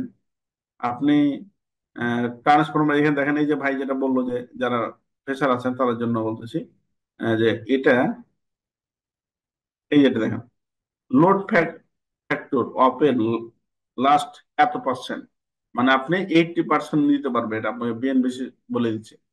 তারপরে কি বলতেছে দেখেন, বিএনবিসি আর একটা বলতেছে এখানে সুন্দর, এটা এতটা ইম্পর্টেন্ট। এই যে যে জায়গাটা আমি এখন আলোচনা করতেছি, দেখেন কতক্ষণ লাগবে ভাই এখানে পড়তে। আরে ভাই আপনি ইংলিশ পারেন না তাও আপনি বুঝতে পারবেন, কোনো সমস্যা নাই এখানে। এমন অনেকে, আজকে আমাকে 2জন ভাই ফোন করছে আপনার হোয়াটসঅ্যাপে, আমি এখন দেখাতে পারবো যে ভাই বিএনবিসি বাংলাটা নাই। আমি যে ভাই বাংলা লাগবে না, আপনি খালি দেখবেন বুঝে যাবেন। যদি এবিসি পড়তে পারেন আপনি পারবেন। দেখেন এখানে কি বলতেছে যে 0.7 metre for transformer install in a room with wall 1 2 side. বলছে যে 2 সাইড যদি ওয়াল থাকে তাহলে কি করতে হবে, ট্রান্সফরমার চারিদিকে আপনি 0.75 ফিট আপনি মিটার আপনি স্পেস রাখলে হবে। তারপর বলতেছে কি যে 1 metre for a transformer install in a room with wall 1 3 side, 3 side যদি হয় তাহলে আপনাকে 1 মিটার রাখতে হবে বলতেছে। তারপর হচ্ছে যে বলছে যে লুপ, একদম ক্লোজ লুপ, শুধু একটা দরজা আছে ফায়ার ডোর, তাহলে হচ্ছে 1.25 রাখবেন, এটা বলছে। তারপরে কি বলতেছে যদি 2টা ট্রান্সফরমার হয়, এরকম কেসে কত পড়েছে। ওই যে ভাই বললো না যে শুধু বাসবার নিয়ে একটা নিয়ে মানে আমাদের দিন চলে গেছে, তখন হোয়াটসঅ্যাপ এত কই পাবেন, গুগল কই।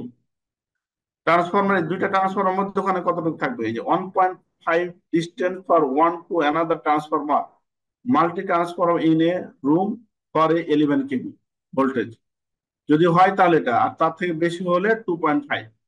তো দেখেন তো এই 3টা পয়েন্ট যদি আপনি এখান থেকে মানে আজকে যে আলোচনা করলাম আমি, যদি আপনি না জানেন তাহলে আপনি আন্দাজি মানে খুব আপনাকে মনে করেন পাকিস্তান ঘুরে বাংলাদেশ আসতে হবে।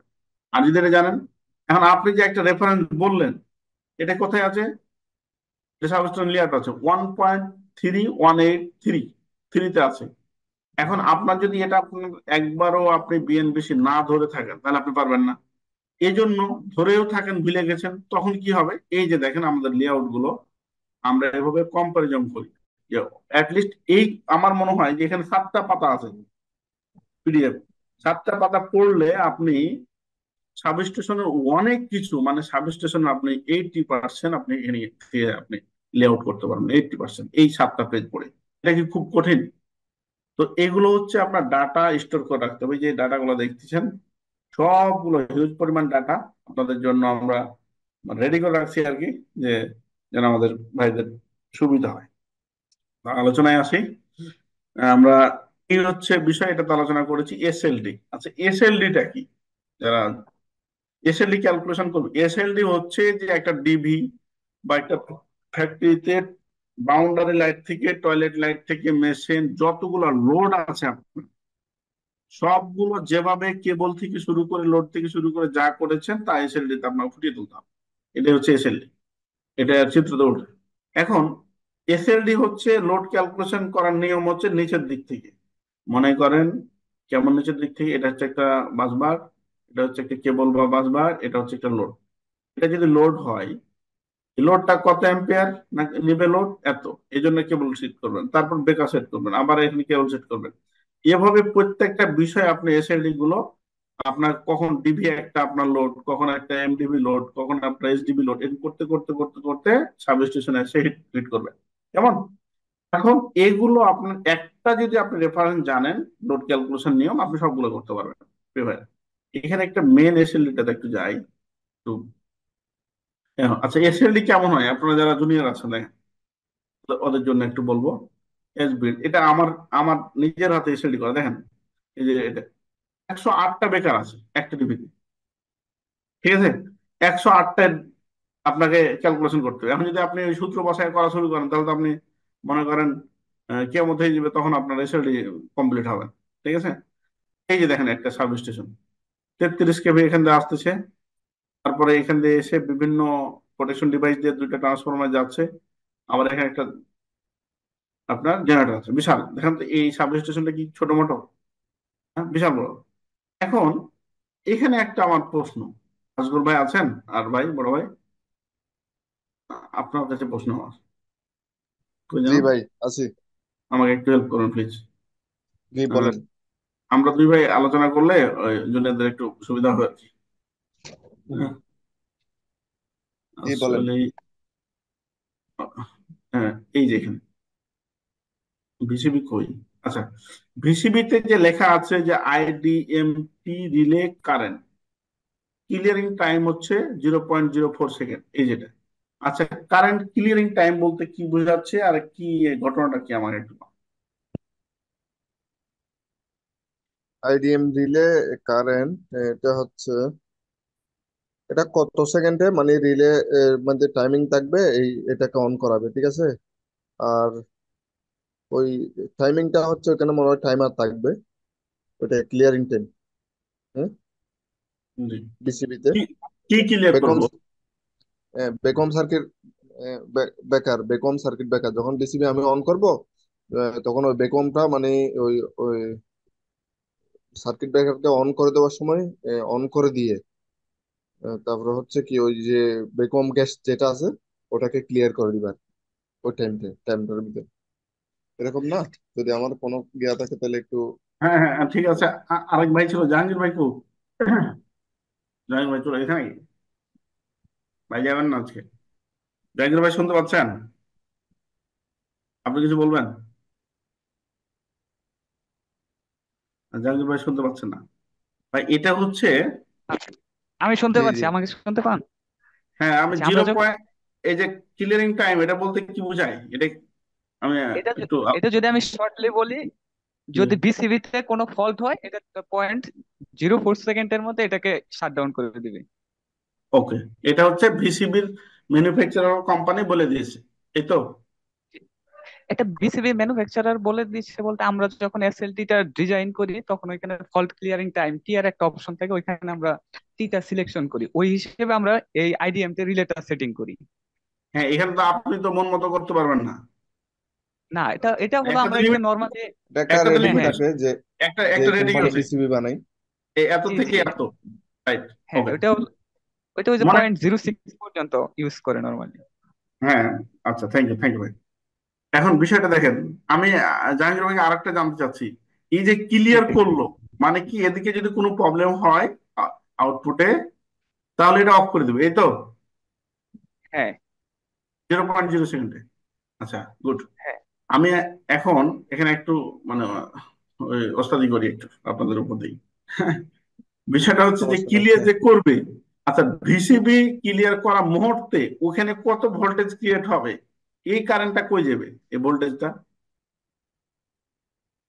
মনে করেন আমরা এরকম পড়ছি না ভাই ছোটতে, যে মনে করেন হ্যাঁ একটা হ্যাঁ ভোল্ট, যে মাস চলে যাবে, আর লোড, আর্থিং ভোল্টেজ দিয়ে ক্রিয়েট হবে। গ্রাউন্ডে চলে যাবে। এখানে যদি থেভেনিন ভোল্টেজ না কোথায় কোথায় যেন করছে এগুলো ভুলে গেছি, যে যদি এরকম ওপেন হয়ে যায় কোনো জায়গা তাহলে Wasim voltage infinity voltage create হয় এখানে, আমরা এরকম পড়ছি না ভাই? হুম হুম জি জি, তাহলে এটা তো হাই ভোল্টেজ, মনে করেন এটা 33 কেবি মানে ইয়ার সাব স্টেশন এটা। তো এখানে যে ওয়াসিম ভোল্টেজটা ক্রিয়েট হবে এটা মানে সলভিং করবে কি?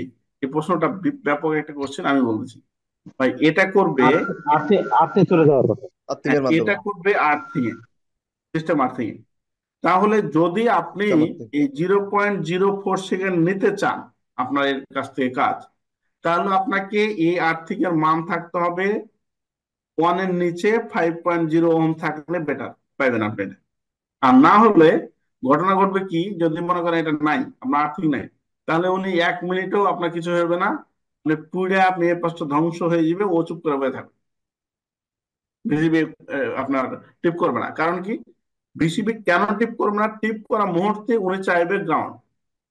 উনি যদি গ্রাউন্ড মানে মানে সাফিসিয়েন্ট গ্রাউন্ড না দিতে পারেন, তাহলে যে সেট করে রাখছেন যে নিয়মে, সেটা করতে পারবে না। যদিও করে, সেটা এখানে আপনার ঝামেলা, এখানে ঝামেলা হয়ে যাবে। এখানে অসীম ভোল্টেজ ক্রিয়েট হচ্ছে। ক্লিয়ার বিষয়টা ব্রাদার? জি জি। মানে জি ফল্ট ক্লিয়ারিং করে আর্থিং এ, এটা করে এই ডিভাইস, এটা জাস্ট এটা। তো যাই হোক, এই বিষয়টা আমি একটু করলাম। তো প্রিয় ভাইয়েরা, এই যে আজগর ভাইয়ারা হচ্ছে, আমি যেটা আলোচনা করতেছি যে প্রত্যেকটা বিষয় আপনার এসএলডি তে উল্লেখ করতে হবে, ট্রান্সফরমারের ভিতরে কি আছে কি। স্যার, স্যার এইখানে আর্থিং কেবলটা সিলেকশন আমাদের একটু ক্লিয়ার করে দিলে ভালো হবে। যে আর্থিং আমরা এখানে কেবল দুনিয়ার সব জানি। জায়গায় এখানে একটু মতভেদ আছে জাহাঙ্গীর ভাই, আমি বুঝতেছি আপনি কি বলতে চান। হ্যাঁ, এটা নিয়ে আমরা নাকানি চুবানি খাই অনেক জায়গায়। বিষয়টা হচ্ছে যে এখানে মানে যদি আপনি নিয়ম জানতে চান, তো আপনি সব জায়গাতে 50% আপনাকে দিতে হবে। এখানে কি করবেন, 50%-এর ক্ষেত্রে কি করে, ওই যে একাধিক দেয়, একাধিক দেওয়ার কারণে আপনার ওটাকে একাধিক রকম করে একাধিক ক্যালকুলেশন করে। আপনি দেখবেন যে এটা যদি আপনি সঠিক উত্তর নিতে চান প্র্যাকটিক্যাল থেকে, ভাই, আপনি কারোর সাথে কারো মিলে না, দেখবেন কেউ একটু বেশি নেয়, কেউ একটু কম নেয়, চলে ভাই সবাই একটু বেশি দেওয়ার চেষ্টা করবেন, আচ্ছা যেহেতু আমি আপনি যেহেতু আপনি কাজ আচ্ছা আমি করছেন। আমি যেটা জানতে চাচ্ছিলাম, আচ্ছা এখানে আমি যে আর্থিং মেইন কেবলটা দিব, এটা কি মানে ওইটা মূলত বিসিবি কে গ্রাউন্ডিং করা হয় তাই না? জি, আর এখানে কি আমার বিসিবি যে প্যানেলটা থাকবে ওই প্যানেলের জন্য কি আলাদা গ্রাউন্ডিং এর তার লাগবে? শোনেন, গ্রাউন্ডিং এর আমার বডি আর্থিং এর জন্য লাগবে না। আপনি যখন হ্যাঁ ই আসবে। করেন, আপনার ওই যে বাস বার থাকে না, বাস বার যখন জি। থাকে, তখন বাস বারটাই তো অনেক সময় বডির সাথে লাগানো থাকে, ঠিক আছে? ও আর্থিং আচ্ছা। এর ক্ষেত্রে বলছি এটা। তো তখন আপনি ডোর আর্থিং এর ক্ষেত্রে আপনি এটা, আর আপনি এটাই তো পিঠ থেকে নিচ্ছেন, ওই যে পিঠ, এই যে দেখেন আর্থিং পিঠ, দেখেন কয়টা ওর সাথে ম্যাচ করছে এই ট্রান্সফরমারে। এখানে এখানে আমরা করছি 1 2 3 4 5 6 7 8 9 10টা, 10টাকে ম্যাচ করছি একসাথে পিঠ 33 কেবিতে। তারপর হচ্ছে আপনি এই বিসিবিতে এখানেও অলমোস্ট অনেকগুলো। এটা স্ট্রং এবং হচ্ছে সাবস্টেশনের কিছু আপনার ওই যে কেভি এর উপরে ডিপেন্ড করে, ওদের কিছু একটা ম্যানুফ্যাকচারার, ওদের একটা নির্দিষ্ট গাইডলাইন থাকে, ওভাবে করে আর কি। কেমন? জি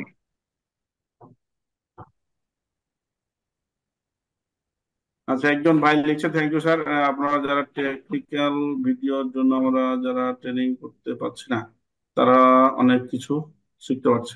হ্যাঁ ভাই, আমাদের শিক্ষা এবং আমার খুবই আকাঙ্ক্ষা যে আমরা একটা, এই যে জাহাঙ্গীর ভাইরা ওনারা কিন্তু শিক্ষার জন্য এখানে বসে নাই, জাস্ট একটা নলেজ শেয়ারিং এর জন্য আমরা বসে আছি। হ্যাঁ, আহ, তোমাদের বা আমরা যারা আছি, একজনের একজনের সাথে ইঞ্জিনিয়ারিং যে প্ল্যাটফর্ম আছে, আমরা আমরা সবাই সবাইকে হেল্প করব, ওই টেকনিশিয়ান বা কারো মতো না। এইগুলো শিক্ষা দিলে আরো বাড়ে ভাই, কমে না। হুম। আচ্ছা, এখন শর্ট করবো একটু করে।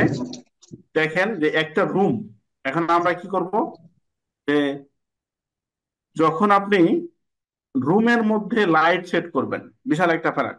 আমরা কি বলি, ওখানে একটা দাও, এখানে একটা দাও, এখানে একটা দাও, না, এটা হয় না। আপনাকে লাইট ক্যালকুলেশন করতে হবে, ওই রুমটা কি রুম হবে, office room, substation, cutting section, এখানে কত স্ট্যান্ডার্ড লাক্স প্রয়োজন, লাক্স প্রয়োজন, এটার উপর ডিপেন্ড করে সূত্র আছে। এই লাক্সটা আমি কোথায় পাবো, যে এখানে কত প্রয়োজন, এটা পাবো আমি এই যে আপনার বিএনবিসি আছে, বিএনবিসি বই কই, বিএনবিসি এই যে ইলেকট্রিক্যালটা আপনাদের জন্য, আমার এটাকে কত কাটছি, 143 পেজে কাটছি। এই যে এখানে আপনার দেখেন, এই যে স্কুল অ্যান্ড কলেজ অ্যাসেম্বলি হল জেনারেলি 150, হ্যাঁ, অফিস রুমের জন্য জেনারেলি আপনার 300। এটা হচ্ছে আপনার যে তারপর হচ্ছে রেস্টুরেন্টের জন্য হচ্ছে আপনার কোথায় কোথায় ক্যাশে কোথায় রাখবেন, কিচেনে কোথায় রাখবেন, প্রতিটা জিনিস অলমোস্ট ব্যাংকে কোথায় হবে, এই বিএনবিসি তে আপনার বলে দিচ্ছে। আপনি আপনি যে কাজটা করতে যাবেন, ওই কাজটার সাথে যেটা মিলে যাবে, সেটাই হচ্ছে আপনার লাক্স লেভেল। এই যে লাক্স লেভেল।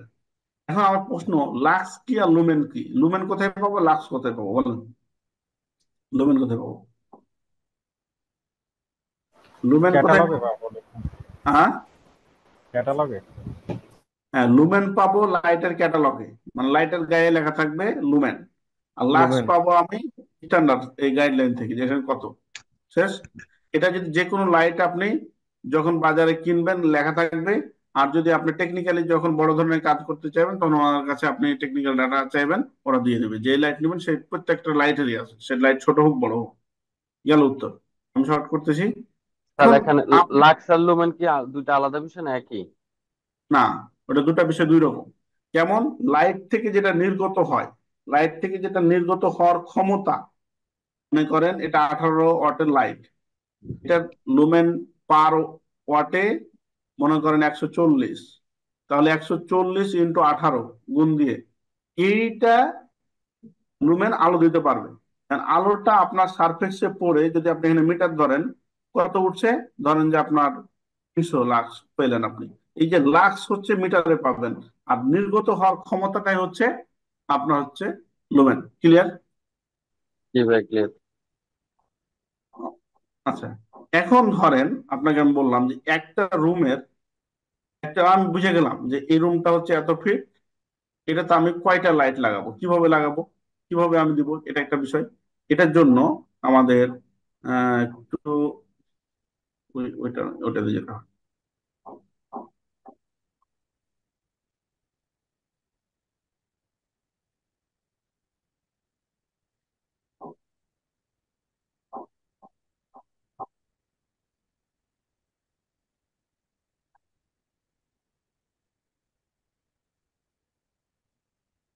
আচ্ছা, আমরা ওটার জন্য কি করি, এখানে একটা আমাদের একটা এক্সেল শিট সাজানো আছে, আপনি যদি এক্সেল শিট ডাটা দেন তাহলে চলে আসবে। এখানে একটা এই সূত্রটার উপরে বিএনপিসি তে ম্যানুয়ালি করতে গেলে এই সূত্র ক্যালকুলেশন করতে হয়। দেখেন ই এ এফ এগুলোর প্রত্যেকটা মান যদি আপনি বসান, আমি একটু শর্ট করতেছি, তাহলে আপনি এখানে মান পেয়ে যাবেন। এটা যদি কারো মানে আজকে এখানে আমার বোঝানো সম্ভব না, অনেক টাইম হয়ে গেছে, এটা একটা লেন্থি প্রসেস। এখানে আপনি প্রত্যেকটা পার্ট টু পার্ট দেখেন। এই যে আমার 18 ওয়াটের লাইট 144 লুমেন, 2592 লুমেন আলো দিতে পারে এই লাইটটাতে। এটা ক্যালকুলেশন করে আমি পেয়েছি অনেক আরো প্যারামিটার গুলো চেক ব্যাক করে, যে এই রুমটাতে আমার 6টা বা 4টা লাইট লাগবে। এখন একটা আসলে একটা সেমিনারও হিউজ পরিমাণ তো আমরা কোন দিক থেকে কোন দিকে যাব, অন্য কোনো বিষয় নিয়ে কথা বলতে গেলে আর এগিয়ে তাল পাওয়া যায় না আর কি। একটু একটু অটো কাটে যাচ্ছে আপনাদের জন্য।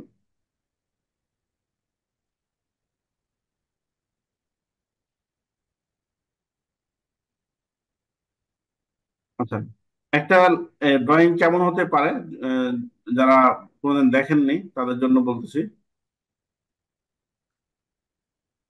এটা আগে ওপেন করে রাখতে। এই যে এটা আমার ড্রয়িং করা, এটা হচ্ছে দেখেন, এটা প্রত্যেকটা জিনিস আপনার ইলেকট্রিক্যাল জেনারেল নোট দিতে হয়, কোথা থেকে কি পেয়েছি কি। তারপর হচ্ছে আপনার লেজেন্ড গুলো বিএনপিসি থেকে নিয়ে আসতে হয়, এমডিবি কেমন হবে, ডিবি কেমন হবে, ইডিবি কেমন হবে, এসডিবি সিম্বল গুলা কেমন হবে, এগুলো আমরা স্ট্যান্ডার্ড গাইডলাইন থেকে নিয়ে আসবো। যদি যদি কোনো কিছু না পাই আমরা আমাদের মতো করে ড্রয়িং করে সেটাকে আমরা নোট দিয়ে দেবো, যেটা বুঝাচ্ছি ড্রয়িং এর মধ্যে। তারপর হচ্ছে আপনার এই যে দেখেন, আপনারা বিএনপিসি ফলো করেছি, এনইসি কে ফলো করেছি, এনএফপি কে, ক্যাড কে, এই কে, মানে যত কিছু আছে, এই যে ভি দ্বারা ভোল্টেজ, আই দ্বারা অ্যাম্পিয়ার বুঝেছি, পি দ্বারা, এটা আপনাকে লিখতে হবে ড্রয়িং এ। তারপর হচ্ছে আপনার এটা একটা আহ, মানে আমরা যেটা সূচি বলি বা হচ্ছে ইন্ডেক্স। তারপর হচ্ছে এটা। এখন আমরা কাদের কাছে আসি, যে একটা রুমে ধরেন এই রুমটাতে আমি এই যে ক্যালকুলেশন করেছি 6টা লাইট। তা আপনি যে 6টা লাইট দিলেন, এটা কিভাবে দিবেন, ভাগ করবেন কিভাবে? এই রুমটাতেই আমার 6টা লাইট প্রয়োজন। স্ট্যান্ডার্ড একটা গাইডলাইন আছে না, গাইডলাইনটা হচ্ছে এরকম, এদিক থেকে যদি 1 ফিট বাদ দেন আর একটা লাইট 2 ফিট পরে দিবেন, তাহলে এখান থেকে 2 ফিট, মানে এখানে 1, এখানে 2 ফিট, এখানে 2 ফিট, এখানে 1, এরকম হচ্ছে সূত্র। এই সূত্রটা আবার বের করার জন্য কিছু কি আছে। তো আমি ধরেন যে শর্ট করতেছি, যে এটা আমি পেয়ে গেছি, এখন আমি ভাগ করব। যারা ক্যাট জানেন কি করতে হবে এখানে বলেন তো, DI V divided by role play করব। আমি এখন দেখেন এখানে বলছে যে নিচে তাকান, সিলেক্ট অবজেক্ট টু ডিভাইড, কাকে আমি ভাগ করতে চাচ্ছি, এই ভাগ করতে চাচ্ছি। দেখেন এখানে বলতেছে যে divide enter the number of segment, কয়টা ভাগে ভাগ করতে চাচ্ছি। আমরা তিনটা ভাগে ভাগ করতেছি, তো যদি 3 দিই তো দেখেন কি হয়। বুঝলাম, 3 দিলাম, 3টা খণ্ড হয়েছে, বাট এটা একটা খণ্ড, এটা একটা, এটা একটা, মানে আমার লাইট তো 3টা লাগছে না, মানে আমি হয়নি এটা। তাহলে কি করতে হবে, আবার এখানে আসতে হবে, ডিআইভি কয়টা দেবো কে বলতে পারে? ডিআইভি ভাই জানা আছে কারো কিভাবে করবো এটা 3টা?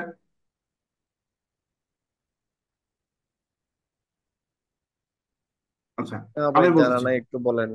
যদি এটা চারটা 4টা করে চারটা হবে ছিল। না, 4টা করলে হবে না, এটা করতে হবে 6টা। কারণ আপনার তো ইলেকট্রিক্যাল নিয়ম আপনাকে ফলো করতে হবে, যেটা বললাম। এটা দেখেন নিয়মটা ফলো হচ্ছে এমনি, এই যে এটা দেখেন। এখন তো আপনাকে মাইপে না দেখালে আপনি পারবেন যে আমি যেটা করেছি আমার নির্দিষ্ট নিয়ম অনুযায়ী ঠিক আছে। এই যেটা এখানে, এই যে যেটার মানটা দিয়েছি, এখান থেকে এই যেটা লাইটের দূরত্ব, এটাও ঠিক আছে। আপনি একটু যোগ বিয়োগ করে দেখেন। হুম, মানটা ডাবল। এখন এটা যে ঠিক আছে, এটা কিভাবে করলাম ওটারও নিয়ম নীতি আছে, কোন পাশে কত মিটার আপনি জায়গা স্পেস রাখবেন আমি একটা বললাম। এখন জাস্ট খালি এটাকে আপনি ধরে আপনি এখান থেকে করতে পারবেন, ওয়ালে এখানে দিলেন, শেষ আমার। এখন দেখেন এই পাশে কতটুকু দিবেন, এটা এটা 2 সারি আছে, 2টা ভাগ দিবেন যত ফিট হবে। এই পাশে কয়টা লাইট দিবেন, 3টা দিবেন, 3 দিয়ে ভাগ করবেন। আবার 3 দিয়ে যেটা ভাগ করছেন ওটা 2 দিয়ে ভাগ করবেন। এভাবে একটা সিকোয়েন্স আছে, এটা নিয়ম। এখন বলবেন যে এটা নিয়মের দরকারটা কি? নিয়মের দরকার আছে। ধরেন একজন মানুষ এখানে বসে কাজ করতেছে, এই লাইট থেকে আলো পাবে, এখানে একজন বসে আছে, মানে এখান থেকে অর্ধেক পাবেন, এখান থেকে অর্ধেক পাবেন, মানে সারফেসে আপনার ইকুয়ালি, অলমোস্ট ইকুয়ালি যেন আলো পড়ে, বিষয়টা আমাদেরকে খেয়াল রাখতে হবে। এই হচ্ছে বিষয়। যারা অটোক্যাড জানেন না তাদেরকে সুবর্ণ সুযোগ, যে অটোক্যাডের মতো মজার সফটওয়্যার নাই বললে চলে। আমাকে খুব ভালো লাগে এটা, যে আপনি ইজিলি কাজ করতে পারবেন। ঠিক আছে, তো যারা জানেন না এই কোর্সের মাধ্যমে কিন্তু অটোক্যাড টাও শেখার সুযোগ আছে। ঠিক আছে, আসলে অটোক্যাড নিয়ে একটা মানে প্রশ্ন ছিল, মোটামুটি পার্সোনাল প্রশ্নই ধরতে পারেন। ইলেকট্রিক্যাল অটোক্যাড হ্যাঁ যেটা আছে, আমাদের ক্ষেত্রে ওইটা কতটুকু কাজের বা ভাই, ইলেকট্রিক্যাল অটোক্যাডের সুবিধা হচ্ছে যে ইলেকট্রিক্যাল সিম্বল গুলো ওখানে অটো পাবেন আপনি। ঠিক আছে, আর যদি আপনি অ্যাজ ইউজুয়াল যেটা অটোক্যাড যারা সিভিল ইঞ্জিনিয়ার যেটা করে সেটা নিয়ে যদি কাজ করেন, তাহলে হচ্ছে আপনাকে কিছু বিষয় আপনাকে নিজের মতো করে বানিয়ে নিতে হবে। তো আমি ইলেকট্রিক্যাল ইঞ্জিনিয়ারদেরকে সবসময় সাজেস্ট করি যে এটা করার জন্য। কেমন, এটা থেকে আপনি জিনিস কিছু অটো পাবেন। ভাইয়া, আপনি কি এটা জানতে চেয়েছিলেন? ভাই ইলেকট্রিক্যালদের জন্য হ্যাঁ হ্যাঁ যে এতটুকু। সফটওয়্যারটার নাম বলছিলেন এটার নাম কি? ইলেকট্রিক্যাল অটোক্যাড, অটোক্যাড তো অটোক্যাডই।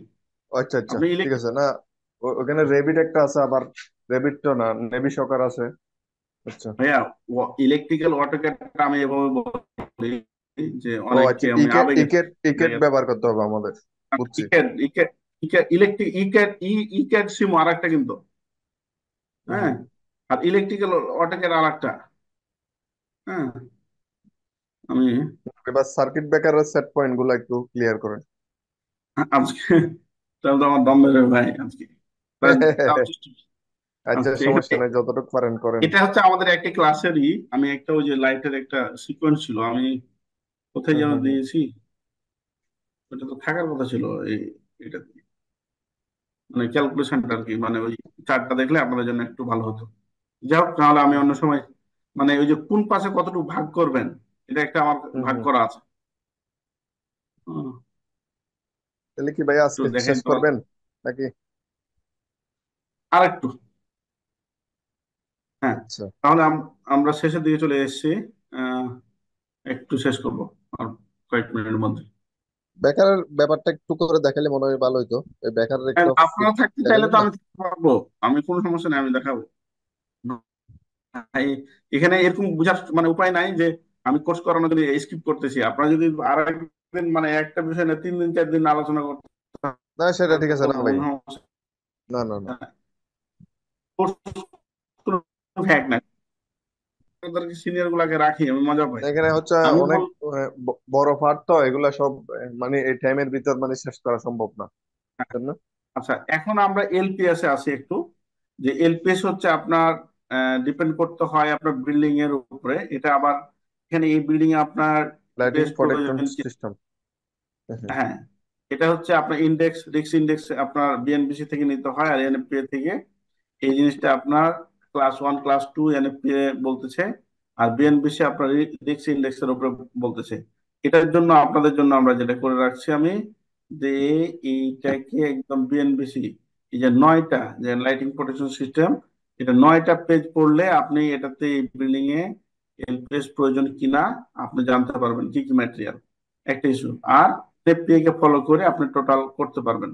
কারণ বিএনবিসি কাজ করার জন্য আহ, আপনি এনএফপিএ বিএনবিসি তে আপনি প্রপার ভাবে, যেমন কপার, উনি শুধু কপারের কথা বলেছে, অ্যালুমিনিয়াম করতে পারবেন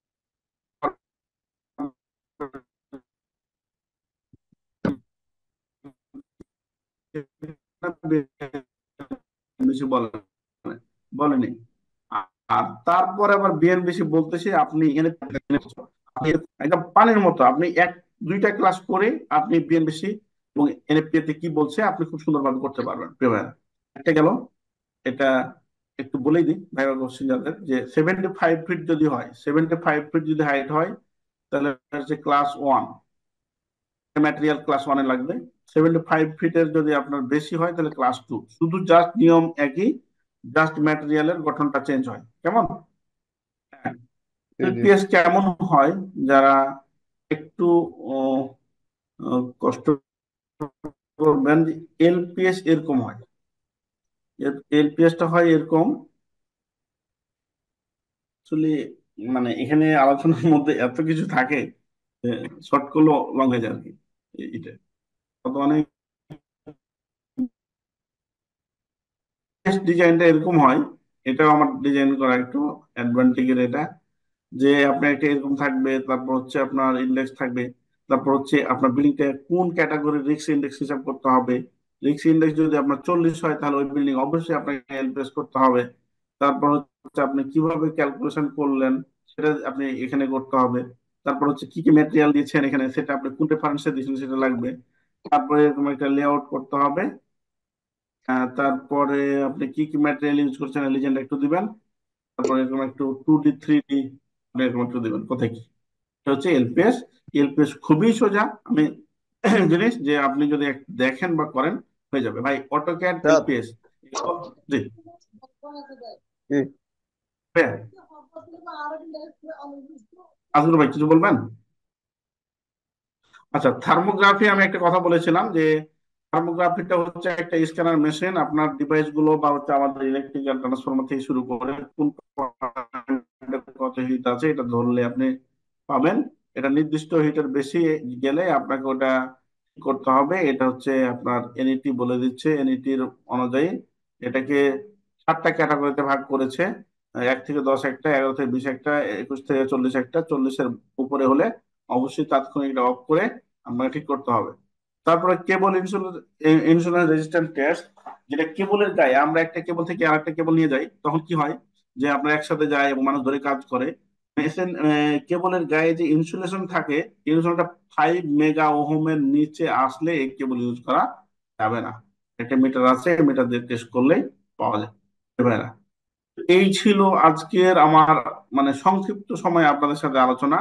আর কোর্স মডিউলের ব্যাপারে আমরা যে কোর্সটা করে থাকি একটু আপনাদের ধারণা দেবো, যে আপনার আইডিয়া, আপনার basic idea, electrical design, substation design, busbar calculation, এরপর NPA, NAC, switch gear selection, তারপর হচ্ছে CT PT, PFI, selection, circuit breaker selection, এরপর BNBC, NFPA, thermography, earthing test, তারপর জেনারেটর আর্থিং, তারপর হচ্ছে লাইট লুমেন্সের ক্যালকুলেশন যেটা দেখালাম।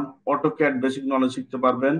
প্রফেশনাল এসএলডি অ্যাপ্রুভ হওয়ার জন্য কিভাবে এসএলডি করবেন, load table calculation, LPS design, project design as per engineering project. এই ছিল মোটামুটি আমাদের এখান থেকে সংক্ষিপ্ত কথাবার্তা আপনাদের সাথে। এখন আপনাদের কোনো কোশ্চেন থাকলে নিব। আর আমাদের আরো বড় মডিউল আছে এখানে, ইলেকট্রিক্যাল মডিউল গুলো বিশাল মডিউল।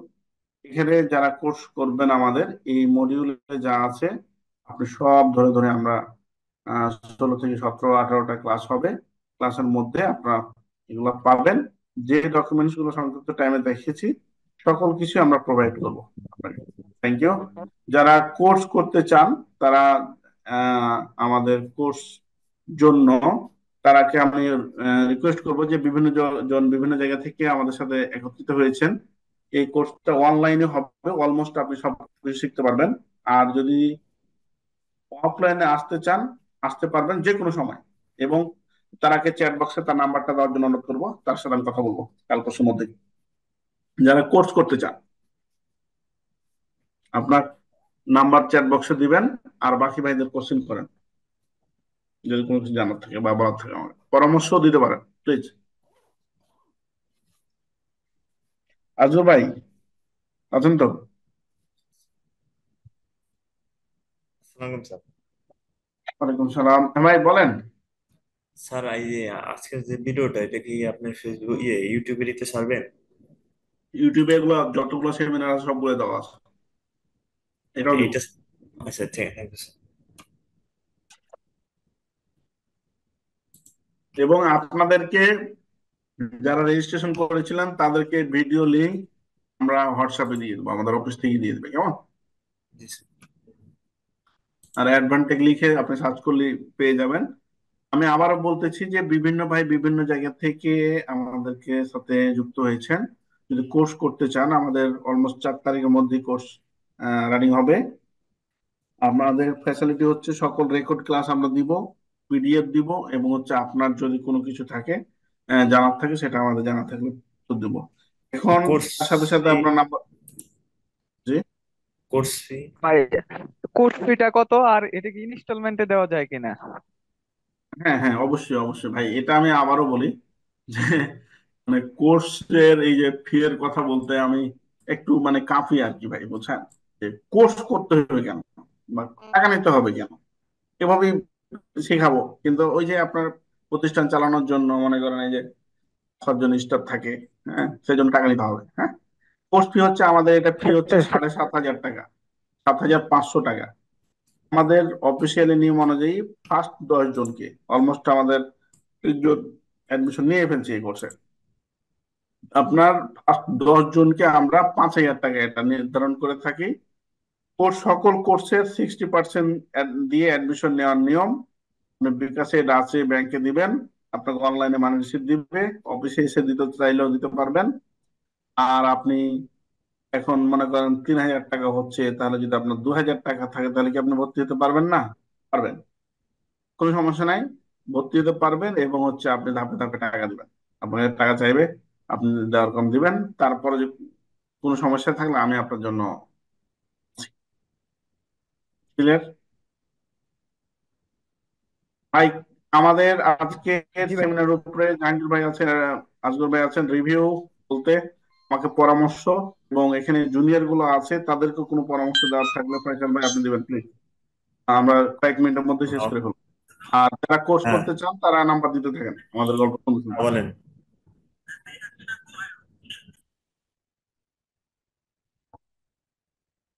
ফয়সাল ভাই, আসগর ভাই, আপনাদেরকে শোনার জন্য অপেক্ষা করতেছি কিছু।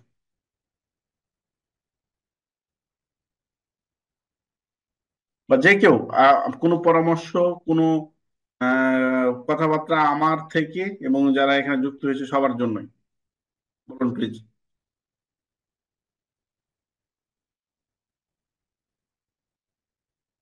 যারা কোর্স করতে চান তাদেরকে নাম্বার দেওয়ার জন্য আমি অনুরোধ করতেছি। একজন রিয়েলমি স্যার, কোর্স ফি কত, অফলাইন না লোকেশন? আমাদের লোকেশনটা হচ্ছে উত্তরা, ঢাকায় 6 নম্বর সেক্টর।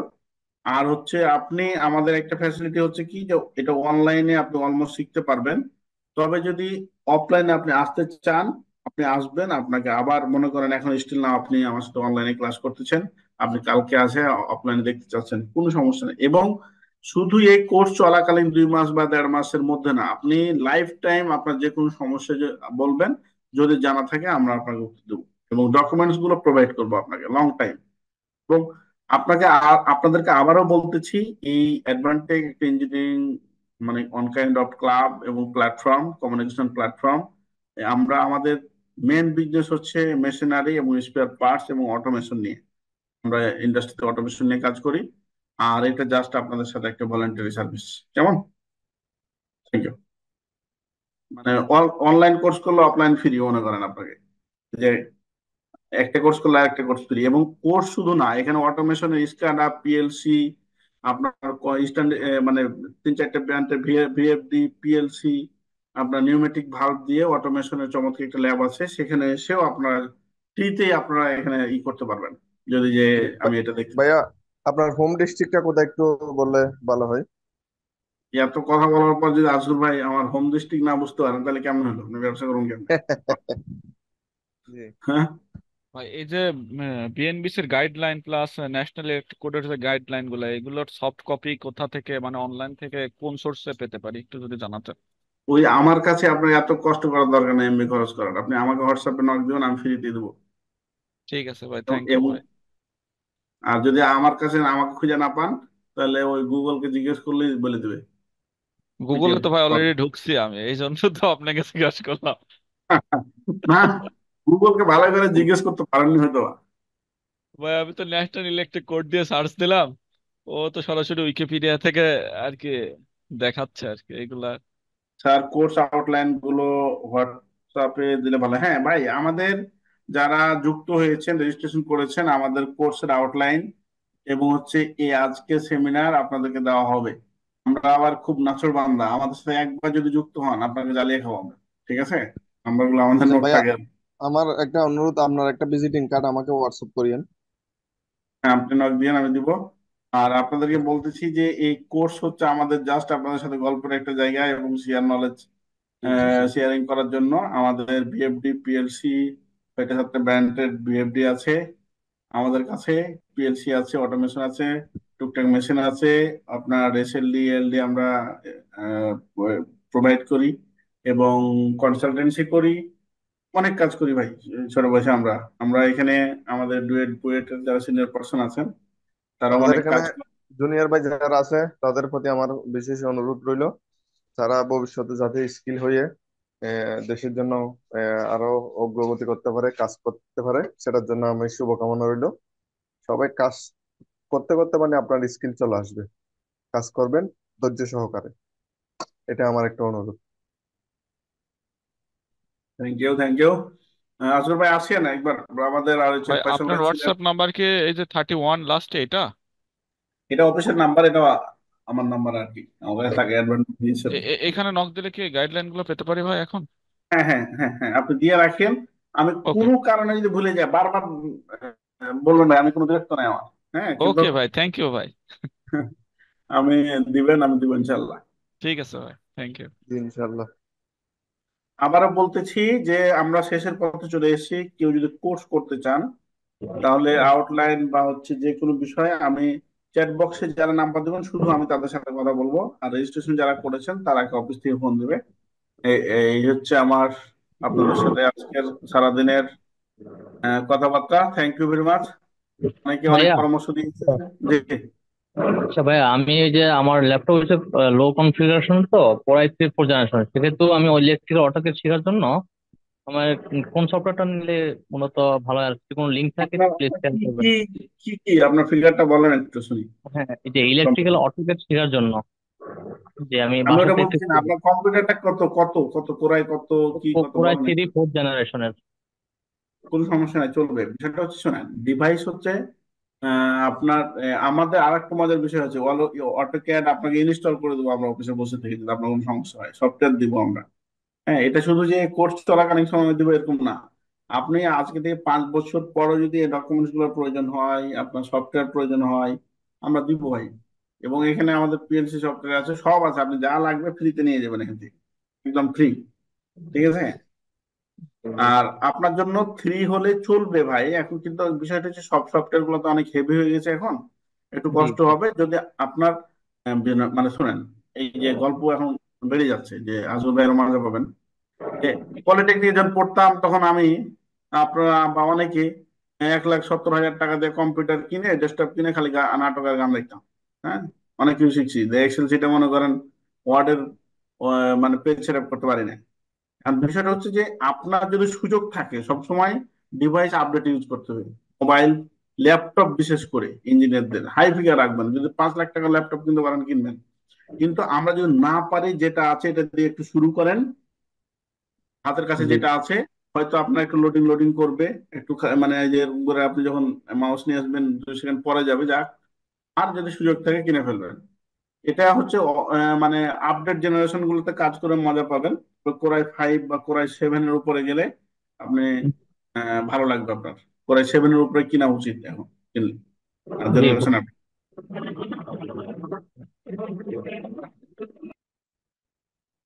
আর কেউ কিছু বলবেন? আমরা আর 7 মিনিট। আর কোর্স, এনি ভাই কোশ্চেন? ভাই আপনাদের পিএল ভাই পিএলসি কোর্সের ফি কত? আর এটা ক্লাস কিভাবে কিভাবে হয়? পিএলসি কোর্স, ভাই জাহাঙ্গীর ভাই, আমাদের মজার বিষয় হচ্ছে কোনো বান নাই। আপনি যখন থেকে আসবেন তখন তো আপনার কোর্স শুরু। জাস্ট খালি আপনি যে কোর্সে, এখানে একাধিক কোর্স আছে আমাদের, 16,000, 12,000, 7,500, জি হ্যাঁ, 35,000, জি এরকম কোর্স আছে। আপনি কোনটা করতে চান একটু ওই অনুযায়ী আমাদের সাথেই করতে হবে। আর আপনি মনে করেন ফ্রাইডে আসবেন 4টায়, আপনার 4টায়, রাত 9টায় পর্যন্ত আপনি এখানে, আমাদের অফিস খোলা থাকে। মানে আমরা এটাকে এমন ভাবে করেছি ভাই, আমরা যেহেতু চাকরি করতাম, যে চাকরি যারা করে তারাও যেন যে কোনো সময় এসে ক্লাস করতে পারে, বুঝছেন? আর কোনো ব্যাচ ট্যাচ নাই, আপনি একাই এক ব্যাচ। ভাইয়া এখানে আপনার নাম্বার কি লাস্টে 31 এটা বুঝতে না পারছি। 32 এটা? 3-1 32 আমার। যেটা থেকে আমাদেরকে মেসেজ করা হয়েছে, ইয়ার জন্য লিঙ্ক পাঠাইছেন, ওটার লাস্টে 31 না? হ্যাঁ হ্যাঁ, আমাদের অফিসিয়াল নাম্বার 1 থেকে 5 পর্যন্ত। 3-1টা আমার কাছে। আচ্ছা 31, আচ্ছা ঠিক আছে ভাইয়া, থ্যাংক ইউ। আর একজন আর ভাই আপনার লিখছেন, একটা আজকে ক্লাসের ভিডিওটা রেকর্ড পাবো। হ্যাঁ, এটা রেকর্ড পাবেন আপনি, রকমজন ভাই। এটা আমাদের হুম, ইউটিউবে হুম, হুম। দেওয়া হবে, এবং আপনারা যদি রেজিস্ট্রেশন করে থাকেন তাহলে আপনাকে হোয়াটসঅ্যাপে জি দেওয়া জি হবে। অনেক ভাই তো জি অনেক জি জায়গা থেকে অ্যাড হয়েছেন, হয়তো জি জি জি যারা রেজিস্ট্রেশন করেছেন তারাকে আমরা এটা প্রোভাইড করব। আর অন্য ভাই নিতে চাইলে হোয়াটসঅ্যাপে আমাকে নক দিতে হবে, নাহলে ইউটিউবে যেয়ে দেখে নেবেন আমাদের। জি জি তো থ্যাংক ইউ ভেরি মাচ, আমি ঠিক খুবই আছে ভালো ভাইয়া, লাগলো। ধন্যবাদ এভরিওয়ান। যদি সবাই কোনো ভালো থাকবেন। কোনো যদি গুড ফ্রি নাইট। পরামর্শ দিয়ে থাকি তাহলে ক্ষমা দৃষ্টিতে দেখবেন। আর আমাদের জন্য দোয়া, এবং অ্যাডভান্টেজে যে বিভিন্ন বিজনেস গুলো আছে সেগুলোর জন্য একটু, আপনারা যারা জব করেন ফ্যাক্টরি লেভেলে, তারা উৎসাহ দেবেন। হ্যাঁ, জি সালাম আলাইকুম। ইনশাল্লাহ, আচ্ছা আসসালামু আলাইকুম। ওয়ালাইকুম সালাম। আমাদের এই লিঙ্কটা 2 মিনিট 3 মিনিট ওপেন থাকবে। যদি কারো কিছু লিখতে চান বা কোর্স করতে চান বা হচ্ছে নাম্বার দিতে চান, দিতে পারবেন। আসসালামু আলাইকুম। ইলেকট্রিক্যাল কেবল সিলেকশন নিয়ে কোনো ক্লাস থাকবে? হ্যাঁ, অবশ্যই কেবল সিলেকশন নিয়ে ক্লাস থাকবে ভাই। এটাতে কেবল কেবল আর বাসবার আর হচ্ছে নিয়ম নীতি নিয়ে কোর্স এটা, কেমন? সেবার ভাই, আপনি কেবল শুধু না, আপনি কেবল কত এলটি প্যানেল থেকে কত দূরে যে আপনি ডিবি বসাবেন, ওখানে ভোল্টেজ ড্রপ পর্যন্ত আপনি জানতে পারবেন এই কোর্সে, কেমন? যেটা মানে 5-7 বছর জব জব করাও মানে পাওয়া খুব টাফ, সেটা আপনি এখানে পাবেন ইনশাআল্লাহ।